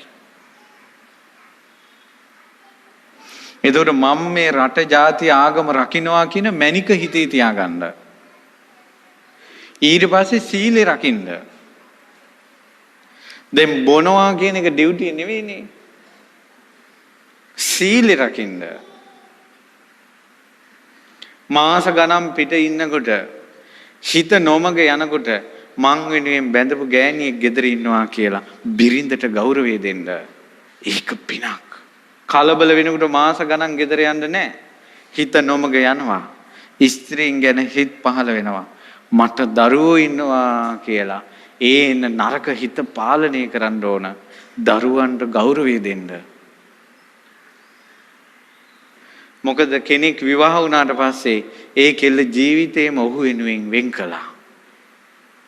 ඒ කෙල්ලට නරකක් වෙන්න හොඳ නැහැ. නුඹලාගෙන් උපන් දරුවෝ ඉන්නවා. උන් ආකාහයෙන් කඩාපාත් උන්නේ නැහැ. නුඹලා නිසා ඇතිවෙච්ච දරුවෝ. පව් උන් කොයි හරි ලෝකෙක ඉඳලා ආපු දරුවෝ. නුඹලා අම්මා තාත්තා වෙන්න පතාගෙන ආපු දරුවෝ. ඒ දරුවන්ට මගේ තාත්තා නරක කෙනෙක්, මගේ අම්මා නරක කෙනෙක් කියන වචනේ දෙන්න එපා. ඔය ගුණ ටික රැකගෙන රට රැකපල්ලා. පවුලත් රැකෙනවා, රටත් රැකෙනවා. සාමාන්‍ය මිනිස්යාගේ හිතේ ස්වභාවය තමයි කල්පනා කරන්න ගියාට පස්සේ නරක දේවල්ම එනවා, වැරදිච්ච ඒවා. දැන් ඕක කියනකොටත් මොකක් හරි වැරදිච්ච එකක් හිතට එනවා. ඒ හිතට එන වැරද්ද නැති කර හිතට මතක් වෙන එක නැති කරගන්න ක්‍රමයක් කියන්න. ඒ ක්‍රමේ තමයි දරුවනේ. ඔන්න හිතන්නකෝ ඔයාලා ගෙදර අතුක ගහිනකොට හරි පොළොව කොටනකොට වලක් හරනකොට මණිකක් හම්බුණා කියලා. උපමාවක්. ඒ මණික හම්බුණාට පස්සේ අම්මෝ මණික කියලා දැන් මේක හොදාගෙන දැන් තියාගෙන ඉන්නවා. දැන් ඒ කාමරේට යනකොටත් මොකද්ද මතක් වෙන්නේ? මණික. ගෙන් එළියට යනකොටත් මණික. කොහේ හිටියත් මණික ගැනමයි මතක් වෙන්නේ. හැබැයි ගෙදර මිරිස් ගල තියෙනවා ඒක මතක නැහැ. මල් පාත්තියේ ගල් තියෙනවා මතක නැහැ. ගාඩන් එකේ ගල් තියෙනවා මතක නැහැ. වත්තේ ගල් තියෙනවා මතක නැහැ. බොරළු තියෙනවා වැලිකොඩේ ගල් තියෙනවා මතක නැහැ. මණිකම මතක් වෙනවා නිතර. ඇයි ඒ? මණික වටිනවා කියන සංඥාව නිසා. පින්වත් දරුවනේ නුඹලා හිතන්න ඕන රට රකින්න එක වටිනවා කියලා. ජාතිය රකින්න එක වටිනවා කියලා. මිනිස්සුන්ගේ බය තැති ගැනීම දුරු කරන එක වටිනවා කියලා. ආන්නේ වටිනා කියන එකාවට පස්සේ නිදාගන්ට යන්න කලිනුත් හිතන්න මන් රට ජාතිය රකින්න කෙනෙක්. උදේ අවදි වෙනකොට හිතන්න මන් රට ජාතිය රකින්න කෙනෙක්. ඊළඟ එක තමයි විශේෂම දේ තමයි තුනුරුවන් සරණ යන්න. මම බුදුරජාණන් වහන්සේ සරණ යනවා, ධර්මයේ සරණ යනවා, සංඝයා සරණ යනවා කියලා. දැන් යුද්ධ කරපු යුද සෙබළු අපිට මොන ගහලා තියෙනවා. එයාලා උදේ පාන්දරම නැගිට්ටොත් එimhe නිදාගෙන ඉඳලා සිහි කරනවා කියන තුනුරුවන් සරණින් නිස්කාරණේ මගේ මිනිසෙක් මැරෙන්න එපා. ඊළඟට තමයි දැන් වැඩිපුර ඒක නෑ. ඔය යුද්ධ කාලේ හිටපු අයට තේරෙනවා මර බයේ gederin අම්මලා දරුවෝ දකින්න කොටත් අඬනවා. ගෙදර ගියාට පස්සේ නිවාඩුවට වැඩිපුරම අඬන්නේ ගෙදරින් එනකොට. බෝධි පූජා තියලා බාරහාර කළා එවන්නේ. දැනුත් එහෙම ඉන්නවා අම්මලා හරියට පින් දීලා අපේ ආමියකේ ඉන්න පුතාට සෙට් වේවා කියලා මේ දාන අපිට දන් දෙන පොත්වල ලියනවා. එහෙම පින් දීදී දෙවියන්ට බාර කරලා ඇවිල්ලා මෙහි තමන්ගේ රාජකාරියට අමතරව නරක දේවල් කරන්න එපා. දෙවිවරු අහක බලයි. මට හම්බ වුණා මේ බූමාටු දෙවියෙක් මුණ ගැහුණා. මේ බූමාටු දෙවියා කලින් LTT යුද්ධෙට ගිය කොල්ලෙක්. ඊට පස්සේ අපි ඇහුවා මේ කොහොමද මෙහෙම ඉපදුනේ කියලා. මොකද සමාජයේ තියෙන කතාව යුද්ධෙට යන්නේ උන් අපාය යනවා කියලානේ. ඊට පස්සේ අපි ඇහුවා කොහොමද මෙහෙම වුනේ කියලා. ඊට පස්සේ එයා විස්තරය කිව්වා. කොහොමද කිව්වේ? එයා මේ කෙනා අපිට සම්බන්ධ වුණේ එයාගේ ඥාති කෙනෙක්ගේ ශරීරය හරහා. ඒ ඥාතියා තමන්ගේ ඥාතියා බෙල්ල වැලීලා ගන්න යද්දී පුටුවක නැගලා ලණුවක් දාගෙන බෙල්ල වැල්ලා ගන්න යද්දී අර බූමාඩු දෙවිය ඇවිල්ලා මෙයා පුටුවට නගිනකොටම පුටුවට ගැහුවා. වැල අල්ලන්න දුන්නේ නැහැ.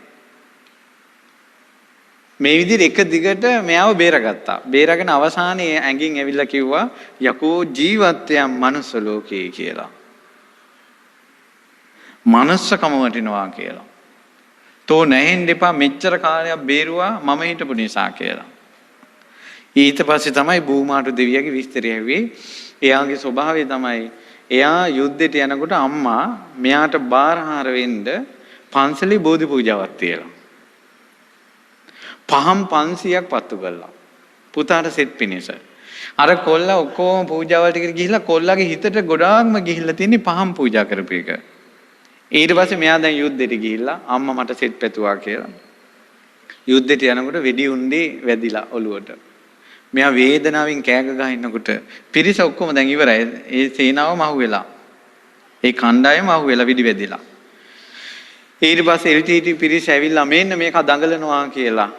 මූණ ළඟටම ඇවිල්ලා ඇස් දෙකට පෙනිපෙනීම ඔළුවට වෙඩි තියලා. අර වෙඩිල්ල පත් වෙනකොට ගින්දර එනවනේ. ඒ ගින්දර දකිනකොටම පහන මතක් වෙලා.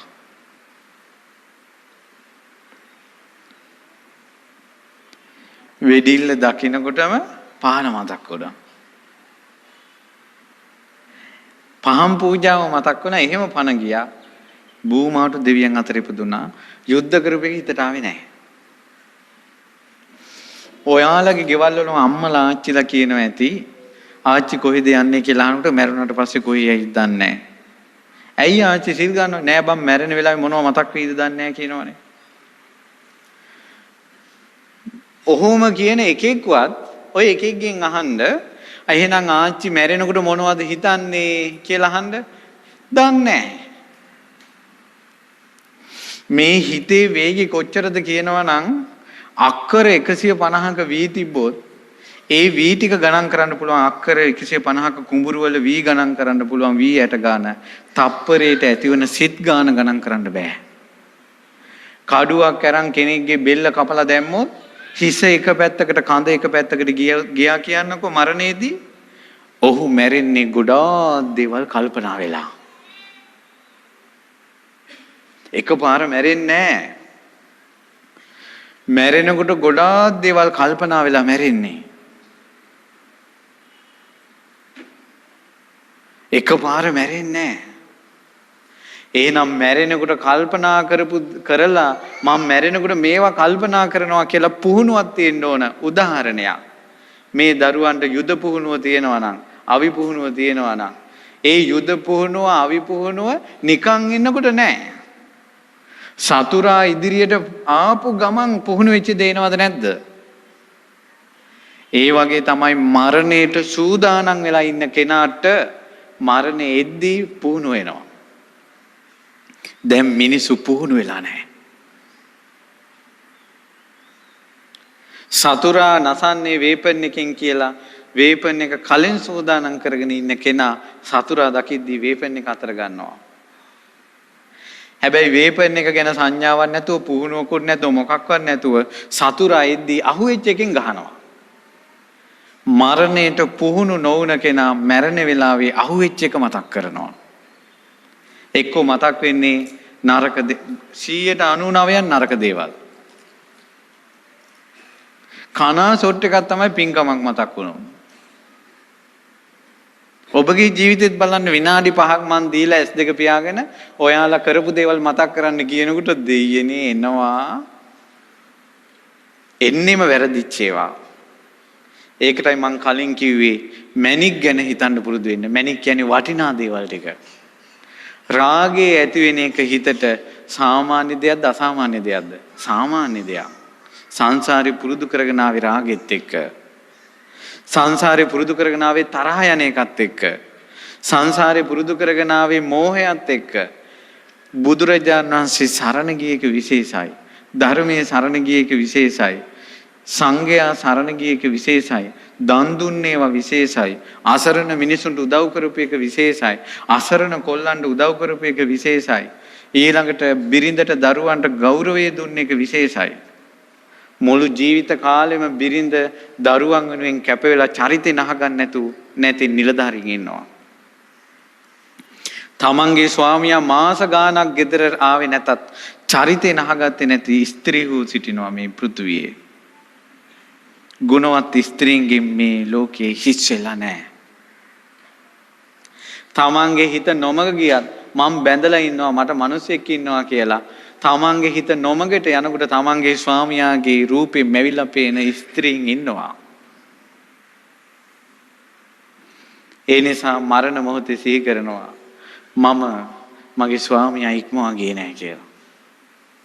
මම මගේ බිරිඳ ඉක්මවා ගියේ නැහැ කියලා. ඒ කරපු පින් කුසල් මිනිසුන්ට උදව් කරපු ඒවා බය තැති ගැනීම දුරු කරපු ඒවා තුනුරුවන් සිහි කරපු ඒවා සිල් ගත් ඒවා ඒව සිහි කරන්ට පුංචි වෙලාවක සිහි කරන්න පුහුණු වෙලා ඉන්න. මරණ වෙලාවේ කරපු බීපු එකක් හරි ඔය මොකක් හරි නරක දෙයක් හිතට නැගුණොත් එහෙම ඔහු පසුතැවි තැවි මැරිලා දුගතියට යනවා. මේ ලෝකේ ගොඩාක්ම අමාරු හොඳ දේවල් කරනවටත් වැඩිය කරපු හොඳ දේවල් සිහි කර කර ඉන්න එක. ඒ නිසා පින්වත් දරුවනේ පින්වත්නි කරපු හොඳ දේවල් සිහි කරන්න. රට ජාති ආගම වෙනුවෙන් ආරක්ෂාවට ඉදිරිපත් වීම පවක් නෙවෙයි. ආරක්ෂාව ඕන. ආරක්ෂාව දන් දුන්නට පස්සේ සසරේ කවදාවත් හදිහෝනියමක් ඇඟට වදින්නේ නැහැ. ඇයි අන් අයගේ බය තැති ගැනීම දුරු කළා. සසරේ බය වෙන්නේ නැහැ, තැති ගන්න නැහැ. එඩිතරකමම හිතට එනවා. හේතුව සංසාරේ එඩිතරව ඉඳලා. ඒ නිසා යුද්ධයක් ආවට පස්සේ මුහුණ දෙන විදිහයි යුද්ධයට කලින් මුහුණ දෙන විදිහයි දෙවිදිහක්. යුද්ධයක් ආවට පස්සේ ඔබට පැවරිලා තියෙන රාජකාරිය ඒක ඔබට අදාළ දෙයක්. දැන් යුද්ධයක් නැත්තම් හිතත් එක්ක යුද්ධ කර කර ඉන්න ඕන. ඒ තමයි හිත නොමග යන්න දෙන්නේ නැතුව. නරක දේවල් වලට හිත පොළඹවා ගන්නේ නැතුව කුසලයටම ගන්න. සරණටම ගන්න. අහිංසක ගොල්ලෝ ඉන්නවා. දැන් අපි අතර අපේ ස්වාමීන් වහන්සේලා අතර ගොඩක් ස්වාමීන් වහන්සේලා ඉන්නවා මේ යුද හමුදාවේ, ගුවන් හමුදාවේ, නාවික හමුදාවේ ඉඳලා මහාන වෙච්ච අය.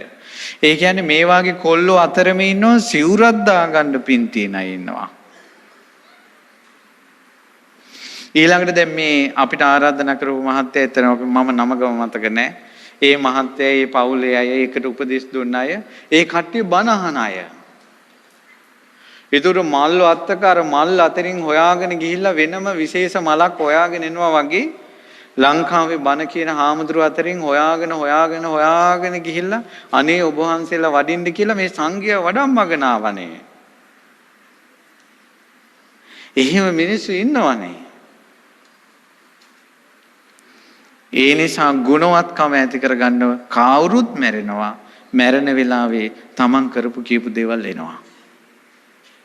හොඳ නරක. මනුෂ්‍ය ජීවිතයක් ලැබෙන්නේ කලාතුරකින්. ඒ කලාතුරකින් රැකෙන මනුෂ්‍යයා බේරගන්න එක වටිනවා. ගුණවත් වෙලා ඉඳ අවසානට පිට තියෙන ඉච්චරයි. ඊළඟට තමයි සිංහල ජාතිය වඳකරන්න අර වඳ පෙති සහ වඳ කේස් එක ආවනේ. දැන් ඒවට මේ තරුණ කොල්ලෝ කෙල්ලෝ ඉන්නේ කොහොමද මුහුණ දෙන්නේ? අද කාලේ කසාද බඳිනකොට ලොකු ප්‍රශ්නයක් එනවා. වෙඩින් එකේ ණය ගෙව ගන්න එක නෙවෙයි. අපිට දරුවෝ ඉඳීද නැද්ද කියලා. මේ රෙදි හොදලා රෙදි ටික අයන් කරනකොට මේ යට ඇඳුම් වලට කුඩු දදා අයන් කරනවා කියනවනේ. මේ වෙනකොට ඔය විසට කී දෙනෙක් අහුවෙලාද දන්නේ නැහැ. කොල්ලොත් එහෙමයි කෙල්ලොත් එහෙමයි. ඒතර මේ ප්‍රශ්නෙට කොහොමද මුහුණ දෙන්නේ? පින්වත්නි ළඟදීන් අම්මා කෙනෙක් ඒ අම්මට දරුවෝ නැතුන් අවුරුදු මම හිතේ 10ක් 15ක්. අනිත් එක තමයි ගර්භාෂය ඇලිලා. දරුවෝ බිහි කරන්න බෑ. හැබැයි අම්මට ආසයි දරුවෙක්. ඒ අම්මා මොකද කළේ? අඟුලිමාල මහරහතන් වහන්සේ තමයි විෂ නසන තේජසක් තියෙන උත්තරමයා. දැන් විසක් අපි දන්නේ නැතුව වතුරකට හරි කොහෙට හරි විසක් දාලා තිබ්බොත් ඒක බොන වෙලාවේ එයාට අඟුලිමාල මහරහතන් වහන්සේ මතක් වුණොත් එimhe අර වතුරේ විස නැති වෙනවා. ඒ අඟුලිමාල මහරහතන් වහන්සේගේ තියෙන විශේෂ තේජසක් ඒක. අද වුණත් දීපු ඉනාවක් හරි බඩට කැවිච්ච විසක් හරි ඒ පිරිසිදු පැන් එකක් අරන් සැබෑ ශ්‍රද්ධාවෙන් වන්දනමාන කරලා අඟුලිමාල පිරිතෙන් හොඳට පිරික් කරලා වතුර ටික බීපු ගමන් විස නැති වෙනවා. අපේ මිනිසුන්ට තුනුරුවන් ගැන ශ්‍රද්ධාව නැති නිසා තමයි හන්දියක් ගානේ දේවාල බිහි වුනේ. තමන්ගේ ප්‍රශ්නේ තමන්ට විසඳ ගන්න ක්‍රමේ දන්නේ නැහැ. ආරාම මොකද කළේ? හැමදාම අඟුලිමාල මහරහතන් වහන්සේට පැන් වීදුරුව පූජා කරලා පිරිත් කියලා උදේට හිස්බරට මේ පැන් වීදුරුව වෙන එකට අරගෙන බොනවා. අඟුලිමාල මහරහතන් වහන්සේගේ තේජස සත්‍යයයි කුසදරු අම්මලාටත් දරුවන් බිහි වෙන අම්මලාටත් සෙත් සලසන මුනිවරයා බව සත්‍යයයි පිරිතේ බලය සත්‍යයයි මමත් උපන්දා ඉඳලා සත්තු මරලා නැහැ. ඒ අම්මත් කවදාවත් මතක හැටියට සතෙක් මරලා නැල්ලු. ඒ සත්‍යයේ සත්‍යානුභවයෙන් මට සෙත් වේවා කියලා පැන් බීලා දරුවනේ මාස 3යි කුසට දරුවෙක් ආවා. මේ අවුරුදු 10කට වැඩි දරුවෝ නැතුව ඉඳලා. දරුවා බිහි වෙන වෙලාවේ දොස්තරලට පුදුමේ තවමත් ගර්භාෂය ඇලිලා. දෙවෙනි දරුවත් හම්බ වුණා. එතකොට වැස්ස නැති කාලේ සත්‍යක්‍රියා කරනවා අපේ රටේ රජවරු සත්‍යක්‍රියා කරලා තිනවා වැස්ස වහින්න කියලා. වහිනවා. වැස්ස වහින්න සිද්ධාන්තයක් තියෙනවනේ ජල වාෂ්ප ආකාශයට ගිහිල්ලා ඒවා ඝනීභවණී වෙලා වලාකුළු වර්ෂා වලාකුළු ඇති වෙලා වහින එක ඒකනේ තියරිය. නමුත් සත්‍යක්‍රියාවෙන් වහිනකොට වලාකුළු නැති ආසෙන් වහිනවා. එතකොට මේ වැස්සෙන්නේ වලාකුළු කියන හේතුව නිසා නෙවෙයි සත්‍යක්‍රියාවනේ කියන හේතුව මුල් කරගෙන. සත්‍යක්‍රියාව කියන එක පුරුදු වුණොත් කුසට දරුවා එන්නේ මූලික સિદ્ધාන්ත මුල් කරගෙන නෙවෙයි සත්‍යක්‍රියාව නිසා.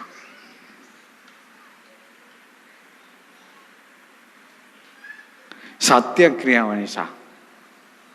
මේ රැකියාව කරද්දී උනා Taman නොමග ගිහිල්ලා නැත්තම් බිරිඳට ගෞරවය දීලා නම් නිවාඩු හම්බෙන සතියේට හරි දවස් ගානට හරි රුවන්වැලි සෑයට ගිහිල්ලා හොඳට අටසිල් සමාදන් වෙලා දෙන්න වෙනම නිදාගෙන පිරිසුදුව කිරිහාර දවස් 7ෙම පූජා කළා සත්‍යක්‍රියා කරනවා මම මේ දවස් ටිකේ සිල් රැක්ක බව සත්‍යයි ඊළඟට මම මගේ රැකියාව කරද්දී මගේ බිරිඳට මගේ ගෞරවය දෙනවා මං ජීවිතේ නොමග යන්නේ නැති බව සත්‍යයි බොන්නේ නැත්තම් මං බොන්නේ නැති බව සත්‍යයි මම රට ජාතිය ගැන මට හැඟීමක් තියෙනවා සත්‍යයි මට මිනිස්සු මරන්න උවමනාවක් නැහැ මට රට ජාතිය ආගම රැක ගන්න උවමනාව තියෙන සත්‍යයි අඟුලිමාල මහරහතන් වහන්සේගේ තේජානුභාවයේ සත්‍යයි ඒ සත්‍යානුභාවයෙන් අපිට පින්වන්ත දරු සම්පතක් බිහි වේවා කියලා සත්‍යක්‍රියා කරනකොට හරියට කළා නම් දරු සම්පත බිහි වෙනවා.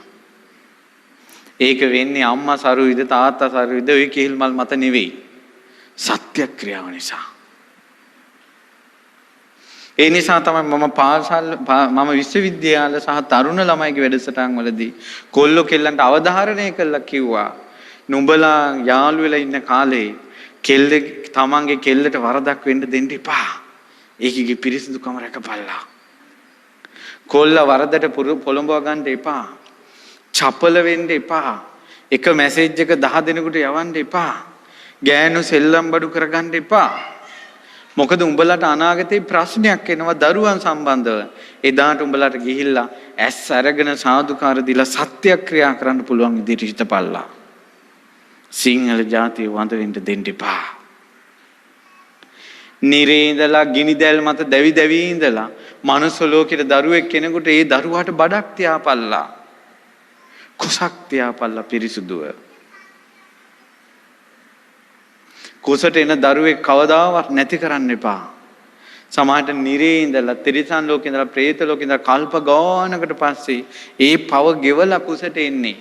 අනේ ආපු කෙනා මනුස්ස ලෝකේ ඇස් අරින්න දෙන්න කලින් ඒ මිනිස්සයා යවුවොත් එහෙම පව් ගොඩාක් පව් සත්‍යක්‍රියා කරන්න පුළුවන් විදිහට ඉන්න ඕන. අපි කියමු එහෙම සත්‍යක්‍රියා කර ඉන්නවා දරුවන් නැහැ. ඒකට රහතන් වහන්සේ නමක් විස්තරයක් කියලා තියෙනවා. නාගසේන මහ රහතන් වහන්සේ කියනවා එක අම්මා තාත්තා කෙනෙක් ඉන්නවා කියනවා ධනවත් කියනවා. හරියට කුසල් කරනවා පින් කරනවා සිල් රකින්නවා තිසරණේ සමාදන් වෙනවා. මෙහෙම ඉන්නකොට මෙයාලට දරුවෝ නැහැ.